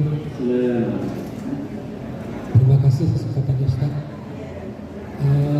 Saya baru pertama ikut acara di Jakarta. alhamdulillah. Biasanya di Viaduk ada beberapa kali. Iya. Saya punya catatan tambahan tentang Ali Ustaz. Iya. Ali bin Abi Thalib. Terbukti sebenarnya kapasitas kepemimpinan Ali itu Cik. Betul. sejarah mengajarkan kepada kita bahwa kadar kepemimpinan Ali bin Abi Thalib itu sebenarnya memang rendah. Mulai dari pemilihan oleh Umar, ketika mulai Abu Bakar yang terpilih Abu Bakar, Iya. Umar terpilih Umar, kemudian Abu Utsman, dan baru terakhir Ali bin Abi. Pada setiap khalifah itu, Ali bin Abi Thalib selalu mendapat posisi yang strategis. Iya. Orang-orang dekat jadi khilafah. Tetapi ketika Ali sendiri menjadi khilafah, Ali menjadi khalifah, Iya. dia tidak bisa membereskan persoalan umat pada saat itu. Dia malah terperangkap kepada hal yang sepele, pada Muawiyah namanya yang tidak mau berbaikat kepadanya. Iya. Padahal kalau dia agak cerdas sedikit pakai ilmu sekarang, jadikan saja Muawiyah menjadi tim pencari fakta. Siapa yang Membunuh Utsman bin Affan. Iya. Tapi dia terjebak dengan itu sehingga dibuat perang. Iya. Perang terus sampai beliau selesai. Apakah ini pernah disampaikan kepada Syiah yang selalu memutuskan Ali bin Abi Thalib? Betul. Bahwa Ali itu sebenarnya memang kadar kepemimpinan yang sangat rendah, Ustaz. Dibandingkan Dari 4 sahabat khalifah. lain. Iya. Terima kasih. Assalamualaikum warahmatullahi wabarakatuh. Dilanjut aja, silakan. Terus silakan Ustaz. Nanti satu lagi, 3 lah, sambung. Lagi Pak, nanti satu lagi. Baik, terima kasih. Ada banyak catatan yang dapat digarisbawahi dari apa yang dibahas tadi oleh Ustaz. Kemudian ada beberapa pertanyaan. Yang pertama, ini mohon maaf bahwa ketika berbicara mengenai peperangan itu identik dengan ghanimah itu. Nah, kemudian juga ketika berbicara mengenai dakwah juga terkait dengan tadi disebutkan gambar Bung Karno-Hatta, atau juga paling tidak ada insinyur Belanda, ya. Dan ini mohon maaf untuk meluruskan jalur hati ini gak gampang.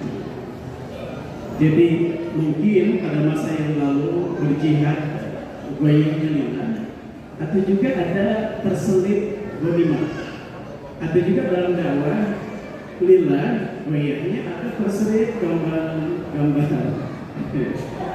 Bung Karno gitu ya. Nah, maksud saya bagaimana pemetaannya ini sangat mengganggu gitu ya. Sehingga mohon maaf artinya dakwah terlaksana lillah, tetapi barokah dari itu juga dapat memberikan sesuatu yang memelihara suasana hati. Itu yang pertama. Kemudian yang kedua, kelak akan dikumpulkan orang-orang dengan orang yang dicintai, dan fasilitas di surga secara umum digambarkan di dalam Al-Quran, baik itu minat amarah kemudian juga Masakin Thayyibah, sementara Al-Anhar dan bidadari itu bonusnya. Siapa yang masuk surga pasti ada bidadarinya, itu bonus. Nah, barangkali Ustaz sempat membaca hadis yang menjelaskan bagaimana pemetaan areal gitu ya, gambaran umum di surga itu seperti apa gitu ya. Sehingga ada orang difasilitasi Masakin Thayyibah dan sebagainya, lalu pemetaannya miniatur gitu, tapi seperti bagaimana komplek di dunia dan sebagainya. Karena ada hadis juga yang menyatakan bahwa surga itu terdiri dari 100 tingkat. Kemudian yang ketiga, menurut para ahli ilmu yang kita baca bahwa air itu dapat mempengaruhi doa yang dibaca itu konon dapat mempengaruhi air, sehingga ada energi positif dari air yang dibacakan doa. Nah, persoalannya apakah dalam bentuk pengobatan bisa menjadi wasilah? Jadi kita membaca doa, kemudian setelah itu akhirnya diminum gitu. Tetapi ini pendekatan ilmiah. Jadi ini pendekatan ilmiah, dan sekarang ini juga menjamur atau ada begitu yang disajikan di tengah-tengah masyarakat, ada pendekatan doa. Yang ketiga, keempat, yang terakhir saja, ada persoalan kaitan dengan tabaruk yang seakan-akan ini merupakan sesuatu yang dimuliakan di tengah-tengah masyarakat. Contoh, bagaimana tabaruk terhadap orang tua terutama ibu, sehingga suka diungkap kaitan dengan mencuci kakinya gitu, dan kemudian diminum airnya, sehingga di masyarakat ini jarang yang meluruskan bahwa di persoalan-persoalan yang menyangkut tabaruk ada hal-hal yang berlebihan dari sisi itu. Dan barangkali persoalan tabaruk terhadap orang tua di ranah yang benar secara syar'i kaitan dengan yang tadi itu seperti apa? Terima kasih. Assalamualaikum. Jazakumullah. Mangga terakhir. Oh, ada dua lagi.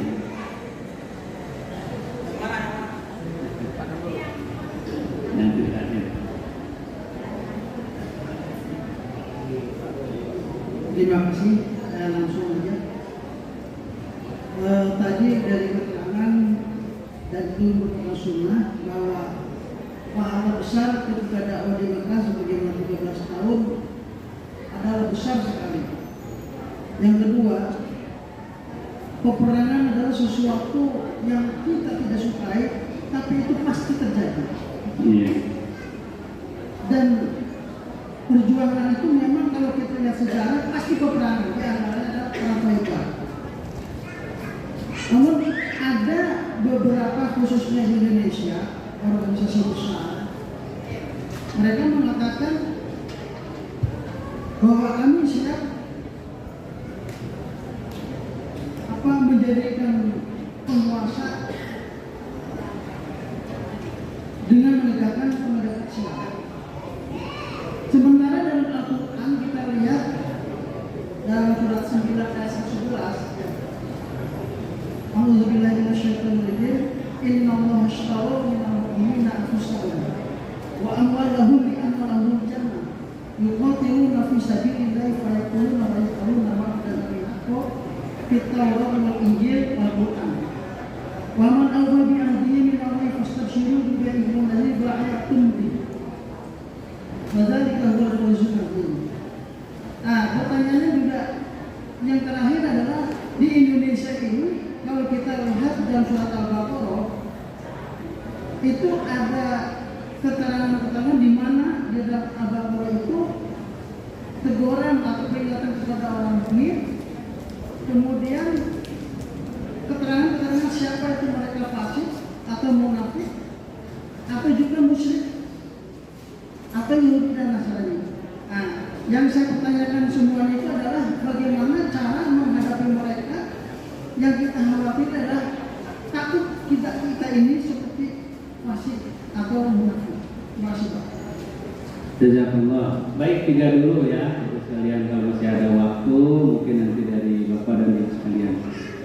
Terima kasih kepada Iwa yang bertanya. Pertama tentang tambahan informasi kepemimpinan Ali bin Abi Thalib. Tentu saja apa yang dilakukan para sahabat Rasul lebih tahu, lebih paham kualitas, kapasitas di kalangan mereka. Dan Khalifah Ali bin Abi Thalib pun sudah menyadari bahwa memang Abu Bakar adalah kualitas pertama. Kemudian Umar, kemudian Utsman, kemudian beliau. Karena itulah di sebahagian ulama ahli akidah itu sampai wajib mengurutkan kecintaan kita. Nah, sampai wajib mengurutkan keimanan kita. Siapa orang yang paling utama setelah Rasulullah? Umpamanya Imam Abu Hasan Al-Asy'ari di dalam kitab Al-Ibanah an Ushulid Diyanah itu menetapkan akidah Ahlussunnah itu mengimani orang yang paling mulia dari semua manusia adalah Rasulullah. Orang yang paling mulia setelah Rasulullah adalah Abu Bakar. Orang yang paling mulia setelah Abu Bakar adalah Umar. Orang yang paling mulia setelah Umar adalah Utsman bin Affan. Dan orang yang paling mulia setelah Utsman bin Affan Ali bin Abi Thalib. Sampai seperti itu. Adapun setelah dari itu, maka itu istilah kalangan para ulama Ahlus Sunnah itu kata Imam Abu Hasan Asy'ari. Nah, jadi sampai masalah ini penting. Kenapa? Karena disinilah justru masalahnya orang-orang Syiah itu dibalikkan bagi mereka yang mulia setelah Rasul adalah Ali. Selain Ali itu murtad semua, nah itu kecuali hanya 8 orang. Itu perbedaan paradigmanya kaum Syiah dengan Ahlus Sunnah. Jadi berat. Nah, yang kedua tadi catatan Bapak memang betul bahwa dari aspek manajerial dan leadership dalam tinjauan para ahli kepemimpinan memang ada kelemahan dari Khalifah Ali bin Abi Thalib. Tapi dari segi keberanian, kemampuan, ketegasan, ketulusan nggak ada yang meragukan. Nah, sedangkan seorang pemimpin itu selain ketegasan, keberanian, kemampuan, yaitu keluasan. Nah, luas inilah yang dinilai kurang dari Khalifah Ali. Beda dengan Abu Bakar, beda dengan Umar. Umar sangat keras, tapi ada aspek keluasannya. Nanti akan dilihat temannya ketika beliau mengatasi tadi yang ditanyakan oleh Ustaz Terus, bagaimana menjaga hati supaya berperangnya tidak karena ghanimah. Nah, itu nanti ada kebijakan Umar bin Khattab. Ghanimah tidak lagi langsung diambil oleh prajurit, tapi diambil oleh negara, baru dibagikan dalam bentuk gaji kepada tentara. Nah, itu dalam rangka menjaga ini. Jadi orang tidak lagi berperang itu untuk kepentingannya, tapi untuk agama dan negara yang menjamin mereka. Barangkali nanti di dakwah juga begitu. Bagusnya mah oleh cabang, oleh PD ustadznya digaji. Jadi pergi kemana pun sudah nggak mikir lagi kan. Tapi persoalannya dari mana PD bisa menggaji? Nah ini. Tapi itu bisa jadi salah satu bahan pemikiran untuk menjaga kebersihan hati. Tapi saya lanjutkan tadi. Pemikiran seperti itu sudah ada di masa Khalifah Ali. Maka ada seorang bertanya pada Ali, ya Ali bin Abi Thalib, engkau ini katanya Madinah ilmu, engkau katanya pintu ilmu, engkau orang yang paling alim dari semua orang menurut kaum Syiah. Lalu kata dia, kenapa di masa Khalifah Abu Bakar, di masa Khalifah Umar, di awal Khalifah Utsman, semua orang bisa bersatu? Semua orang bisa dikatakan kemakmuran luar biasa meningkatnya. Tapi di masa engkau, sejak engkau memimpin sampai sekarang, itu berantem terus, perang terus, bukan memerangi Yahudi Nasrani, tapi malah memerangi sesama kaum muslimin karena pecah. Maka Ali bin Abi Thalib ini seorang ahli balaghah, seorang yang sangat cerdas berkata. Beliau sedikit menjawab, kata beliau, ketahuilah oleh kamu, dulu Umar, Utsman damai dalam memimpin, bersatu dalam memimpin. Kenapa rakyatnya seperti aku rakyatnya ini? Sekarang aku ini tidak bisa mendamaikan rakyatku. Kenapa? Karena rakyatnya seperti kamu. Paham nggak? Paham nggak misalnya? Jadi sehebat-hebatnya pemimpin, kalau rakyatnya memang sudah berkarakter itu, bagaimana kata Ali? Aku ini hidup dalam situasi kondisi yang rakyatnya jauh berbeda dari masa rakyatnya Abu Bakar, Umar, dan Utsman. Nah, jadi tidak bisa pemimpin dinilai hanya dari kapasitas dirinya sendiri, tapi harus dilihat dari keseluruhan.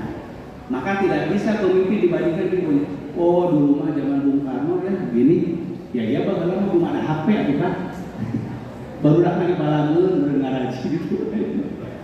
Nah, jadi tidak bisa kita menilai kualitas kepemimpinan satu zaman dengan zaman yang lain, harus dibandingkan dengan yang sama. Itulah bijaknya Ali ketika menjawab. Beliau gak marah, cuma mengatakan ya iyalah di masa Abu Bakar, Umar, Utsman bisa memimpin dengan mudah dan bisa bersatu umat, kualitas rakyatnya seperti saya gitu. Tapi ketika saya memimpin, kualitas rakyatnya seperti kamu, bukan jadi ini Masya Allah. Nah, jadi tidak mungkin ada pemimpin yang sempurna 100%. Nah, jadi bicara kepemimpinan, di kita ini kembali ke kita. Suka kita ini melihat keburukan saja pemimpin, sehingga seolah-olah pemimpin yang dalam itu ada kebaikan. Sebaliknya juga yang kita cintai baik semua ada keburukan. Nah, ini yang suka salah menilai.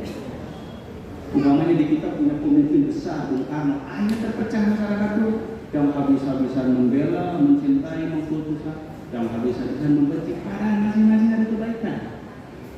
Contohnya ya, sejelek-jeleknya penilaian orang kepada Bung Karno, Bung Karno sangat mencintai Imam Bukhari. Dan kecintaan dia ke Imam Bukhari mungkin lebih dari kita. Beliau itu dikirim kitab oleh Al-Hasan, kumpulan hadis Bukhari Muslim. Beliau mengkaji Bukhari. Sampai beliau meminta ke Tuan Hasan itu dikirim buku dalam bahasa Inggris tentang biografi Raja Saud, Malik Saud, Muhammad bin Saud. Kirimlah kepada saya sejarah hidupnya Raja Muhammad bin Saud dalam bahasa Inggris, karena beliau bisa bahasa Arab. Dikirim oleh Tuan Hasan. Dibaca bolak-balik sampai beliau akhirnya mau menerjemahkan. Mengirim surat ke Tuan Hasan. Tuan, saya selesai menerjemahkan sejarah hidup Raja Muhammad bin Saud, pendiri kerajaan Saudi yang bernama Wahabi. Beliau mengagumi sekali nasi pengantar.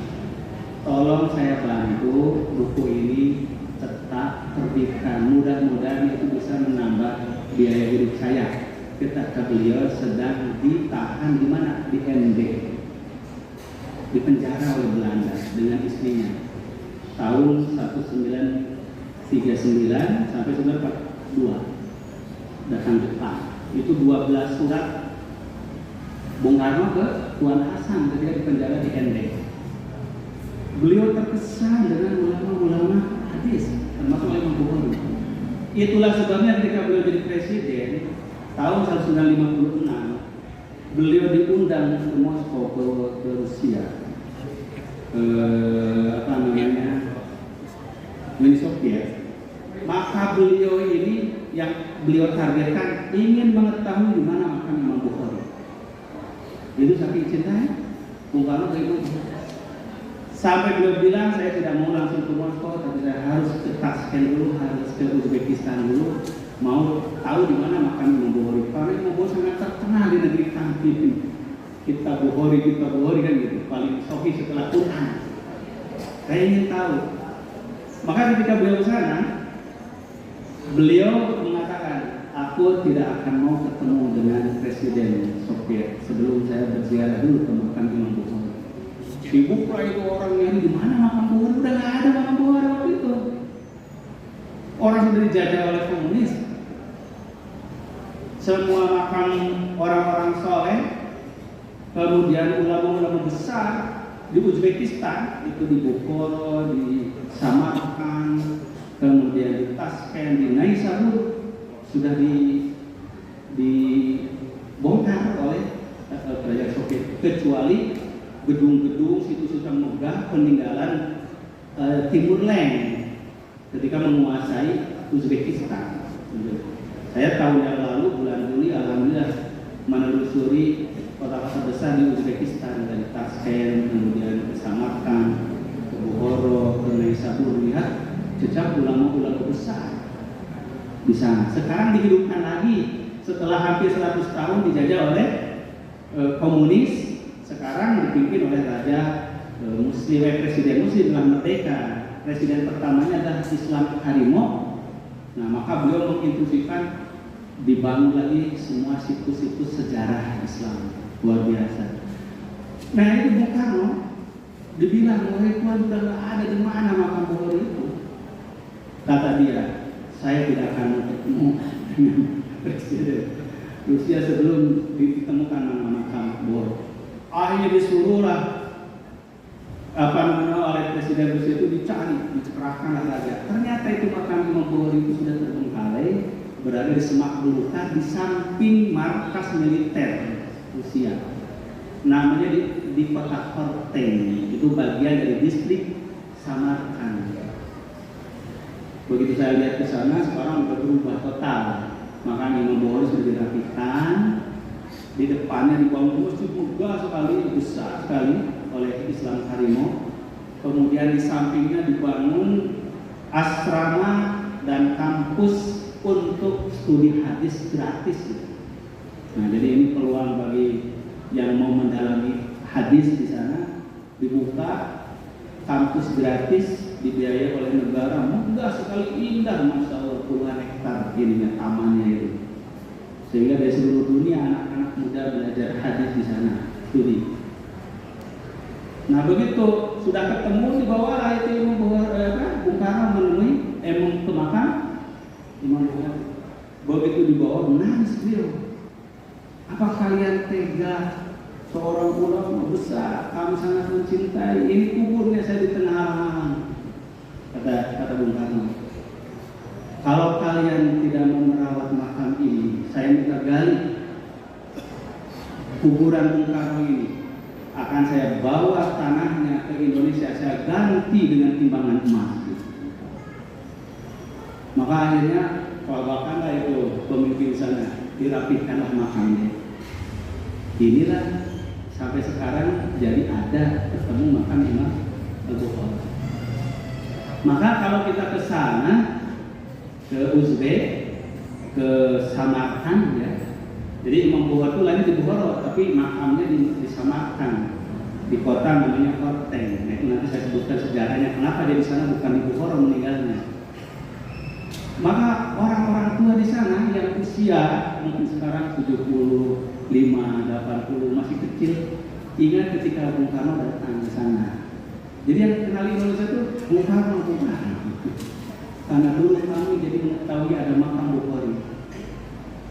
Jadi bayangkan orang yang mungkin tidak simpati terhadap beliau, kecintaan itu pada Imam Bogor.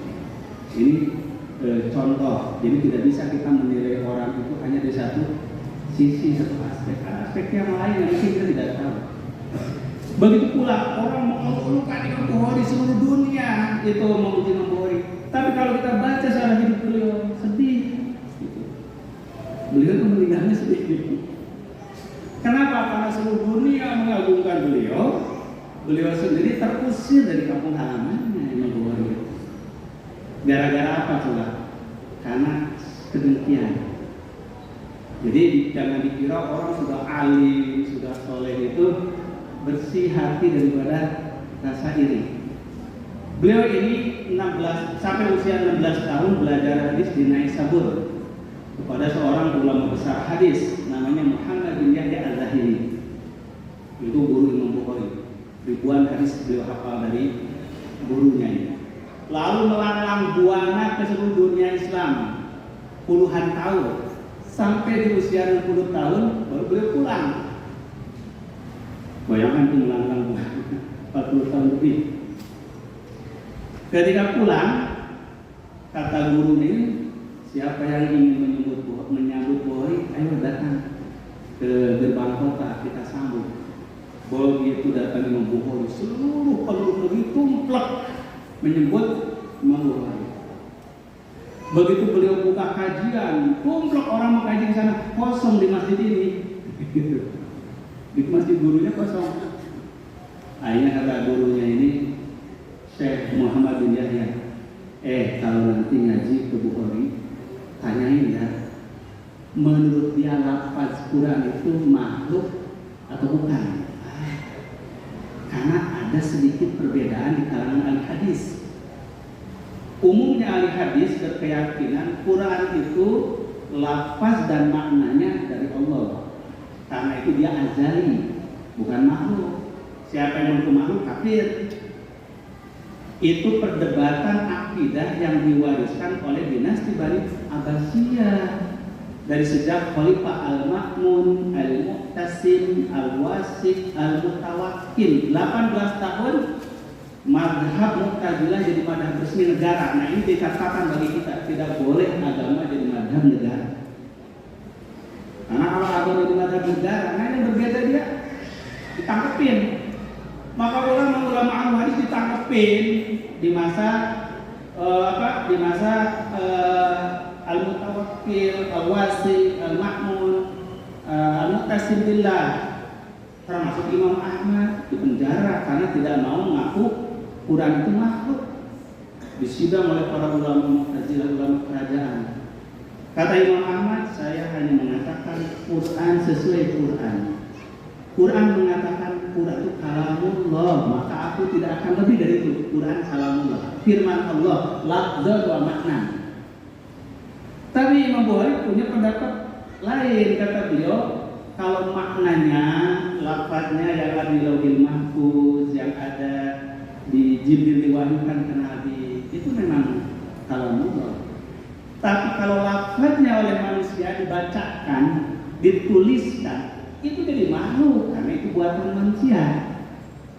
Inilah yang bikin marah para ulama hadis yang lain ke Imam Bukhari termasuk dulunya. Maka begitu Imam Bukhari ditanya, wahai Syekh, apakah lafaz Quran itu makhluk atau bukan?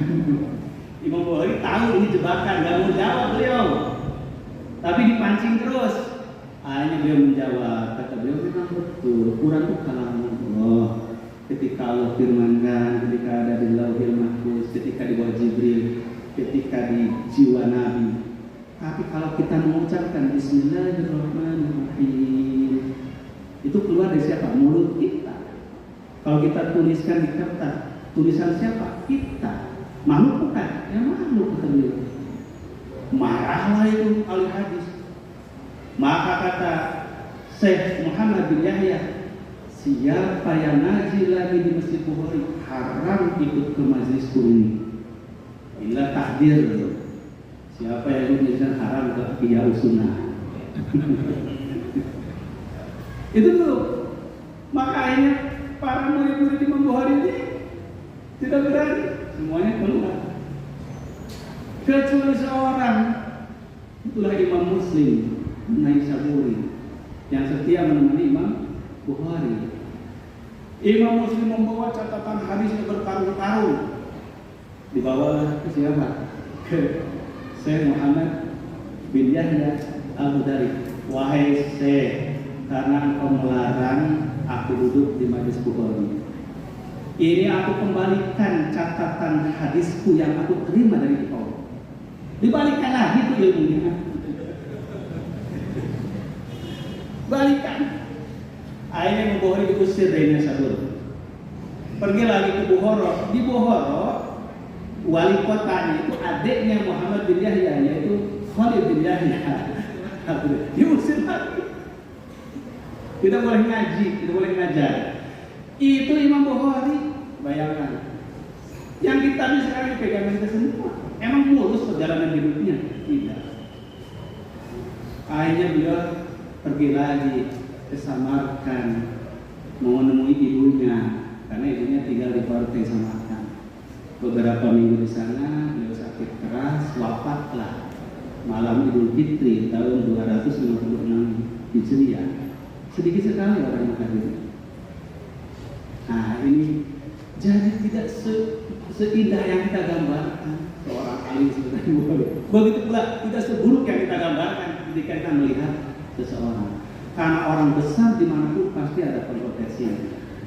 Terus Nabi saja kan ada yang beriman, ada yang menuduhnya sahir. Itu orang besar. Maka sebagai penuntut ilmu jangan terjebak kepada dikotomian kesan-kesan orang alim, karena itu muncul dari apa? Dari sifat manusiawi, rasa dendam. Nah, maka kalau kita lihat di kitab Bukhari, di kitab Muslim, Imam Muslim ini mendampingi Imam Bukhari sampai akhir hayatnya daripada ngikutin gurunya, saya Muhammad bin Yahya. Tapi di Sahih Muslim tidak ada satupun hadis riwayat Imam Bukhari. Coba cek yang belajar Sahih Muslim, ada nggak Imam Muslim mengatakan hadatsana Muhammad bin Ismail? Padahal dia sangat cinta kepada Imam Bukhari, tapi demi menghormati gurunya, beliau nggak. Sebaliknya Imam Bukhari walaupun dimusuhi oleh gurunya, dicatatkan ilmunya di Sahih Bukhari, hadatsana Muhammad bin Yahya. Inilah kualitas orang alim. Maka kalau kita tidak lengkap memahami pribadi seorang ibu pemimpin, pasti akan terjebak kepada dikotomi pro kontra, akhirnya dipecah belah, diudah karena berita yang berbeda-beda. Itulah Islam mengajarkan. Maka Ahlussunnah itu memuliakan semua khalifah Abu Bakar, Umar, dan meyakini mereka orang terbaik, tapi tidak ada yang maksud. Inilah tidak Islam. Saya kira ini sekalian karena waktu ya. Jadi saya sedikit menambahkan yang dari Ustaz terus saja. Ya, Bentar, Pak. iya. Ini belum terjawab semua nih Pak Jumbo. Nanti bisa lanjut ya. Nah, jadi terkait dengan tadi bagaimana menjaga jarum kompas antara cinta Allah, cinta Rasul, keikhlasan dengan manusia ini memang butuh dunia. Digantikanlah para mujahid sahabat dahulu, Bapak sekalian. Kenapa orang-orang baru memutuskan langsung mau jadi tentara? Karena waktu itu pembagian ghanimah itu langsung 4/5 itu langsung ke pasukan. Bahkan siapa yang menaklukkan satu kaum langsung segala kekayaannya dimilikinya, disebut salam. Kalau seorang bisa membunuh umpamanya seorang raja, semua yang dipakai raja dimiliki. Ini akhirnya mendorong orang-orang awam yang baru memeluk Islam masuk ke pasukan kaum muslimin, berperannya motivasinya tidak benar. Ini sebabnya kemudian jadi ada penyimpangan dalam hal ghanimah. Maka Khalifah Umar bin Khattab mengambil kebijakan bahwa ghanimah sekarang tidak lagi dibagikan langsung, terutama ketika menaklukkan Persia yang kaya-kaya itu. Waktu itu ditaklukkan kota Mosul, kota Baghdad, kota Irak. Maka kata Khalifah semuanya kembalikan ke negara dulu, biar negara yang menggaji prajurit. Nah, ini strategi untuk menjaga tadi antara keikhlasan dengan manajemen. Kemudian terkait dengan ayat dan doa, memang kemujizatan dalam Islam itu tetap akan ada kaitan dengan hukum sunnatullah. Karena Allah berfirman walam tajid dari sunnatillah ta'wila. Tidak akan dalam sunnatullah itu sesuatu bertentangan dengan sunnatullah yang lain. Mukjizat itu sunnatullah juga, hukum alam juga sunnatullah. Maka kalau kita telusuri ketika Nabi Musa memukulkan tongkat ke laut belah, itu ada kaitannya dengan gempa dahsyat tsunami itu di bagian lautan Athena, Yunani. Jadi kan gitu. Ketika di Mesir dulu orang-orang berdoa dari sebuah Napoleon Bonaparte itu tahun 1800-an, ada 1700 berdoa kunut para ulama di Mesir untuk melawan Napoleon Bonaparte. Tiba-tiba gelap gulita di beberapa hari Mesir. Ternyata apa? Itu meledak gunung Krakatau. Gunung Krakatau meledak, abunya itu sampai ke mana? Ke Mesir. Gelap gulita. Orang Mesir tadi mengatakan ini dikabulkan doa kita. Tapi cara Allah mengabulkan itu tetap ada sunatullah. Gitu. Jadi gitu. Nah, itu banyak fakta-fakta tentang ternyata nggak pernah bertentangan antara pengabulan doa dengan sunatullah. Kenapa doa dikabulkan seperti berdoa dengan air? Karena memang air itu unsur utama dalam tubuh manusia. tanpa didoain, tanpa diapain, asal air itu murni, tidak bercampur dengan virus, dengan air, itu sudah jadi obat. Sekarang ditambah dengan doa. Maka kata-kata yang baik itu menimbulkan perubahan partikuler, perubahan molekul di dalam air, sehingga mempercepat proses kesembuhan. Nah, jadi antara doa, mukjizat, sunatullah itu sejalan. Itulah bukti daripada kebenaran ayat Allah itu dari zat yang maha mutlak. Sanurihim ayatina fil afaq wa fi anfusihim hatta yatabayyana lahum annahul haq. Aku akan perlihatkan firman Allah dalam ujung-ujung langit, dalam tubuh-tubuh kamu, bahwa nanti kamu yakin Quran itu kebenaran. Oh, ternyata tidak pernah terpisah antara ayat dengan fakta lapangan itu. Barangkali itu saudara. Yang terakhir terkait dengan doa kepada dengan tabaruk kepada ibu, ya dalam Islam tidak boleh berlebihan sampai umpamanya kaki ibu dibasuh lalu disujudin, nggak boleh. Karena Rasulullah mengatakan, kalaulah aku membolehkan manusia sujud pada manusia lain, aku akan perintahkan istri bersujud pada suaminya. Tapi tidak boleh ada sujud pada makhluk, kata Rasulullah. Nah, Rasulullah mengeluarkan sabdanya ini ketika beberapa sahabat yang pulang dari Yaman itu melihat para pemuka agama itu disembah oleh rakyatnya sampai disujudin. Kata mereka, Rasulullah, kami melihat di sana begitu setianya pengikut pada pendetanya sampai mereka sujud. Bolehkah kami kepada engkau? Karena tidak. Nah, maka hormat dan cinta pada ibu bapak tidak boleh sampai membasuh kakinya, dicium, disujudin, tidak boleh. Tapi sebagaimana biasanya ya orang itu masuk ke dalam urut yang baik. Selama urutnya baik, dia umpamanya berlutut, salaman, mencium tangan ibunya, insya Allah itu masih dibolehkan. Tapi ruku sujud nggak boleh, itu hanya untuk Allah. Tapi sebagian orang berdalil dengan yang salah ketika Raja Najasyi menjawab surat Rasulullah. Kata Najasyi, kalaulah aku sampai kepada engkau wahai Rasulullah, maka aku akan basuh kedua kakimu dan aku akan cium telapak kakimu. Tapi kan itu hanya mengandaikan dilakukan. Kalau aku sampai pada engkau, kata Raja Najasyi, tidak bisa jadikan dalil bahwa boleh menghormati guru, orang tua sampai dengan sujud. Saya kira ya sekalian ya, karena kalau siang saya harus ke Bandung, ada pelepasan dai ya nanti sore hari di sana. Kafilah dai kita tiap tahun itu alhamdulillah ke berbagai daerah. Sekarang ini sudah banyak sekali dirasakan manfaatnya ya, sampai di daerah-daerah kecil seluruh pelosok di Indonesia. Jadi paling tidak tiap tahun kita mengirim 25 sampai 30 dai pengabdian ke daerah kecil, bukan hanya di kota-kota atau di masjid-masjid perkampungan. Jadi karena itu mohon maaf apabila waktu ini terbatas. Akhirul kalam, Allahu ya'budu bi'aidina ila ma fihi al-Islam wal muslimin wa lakum wassalamu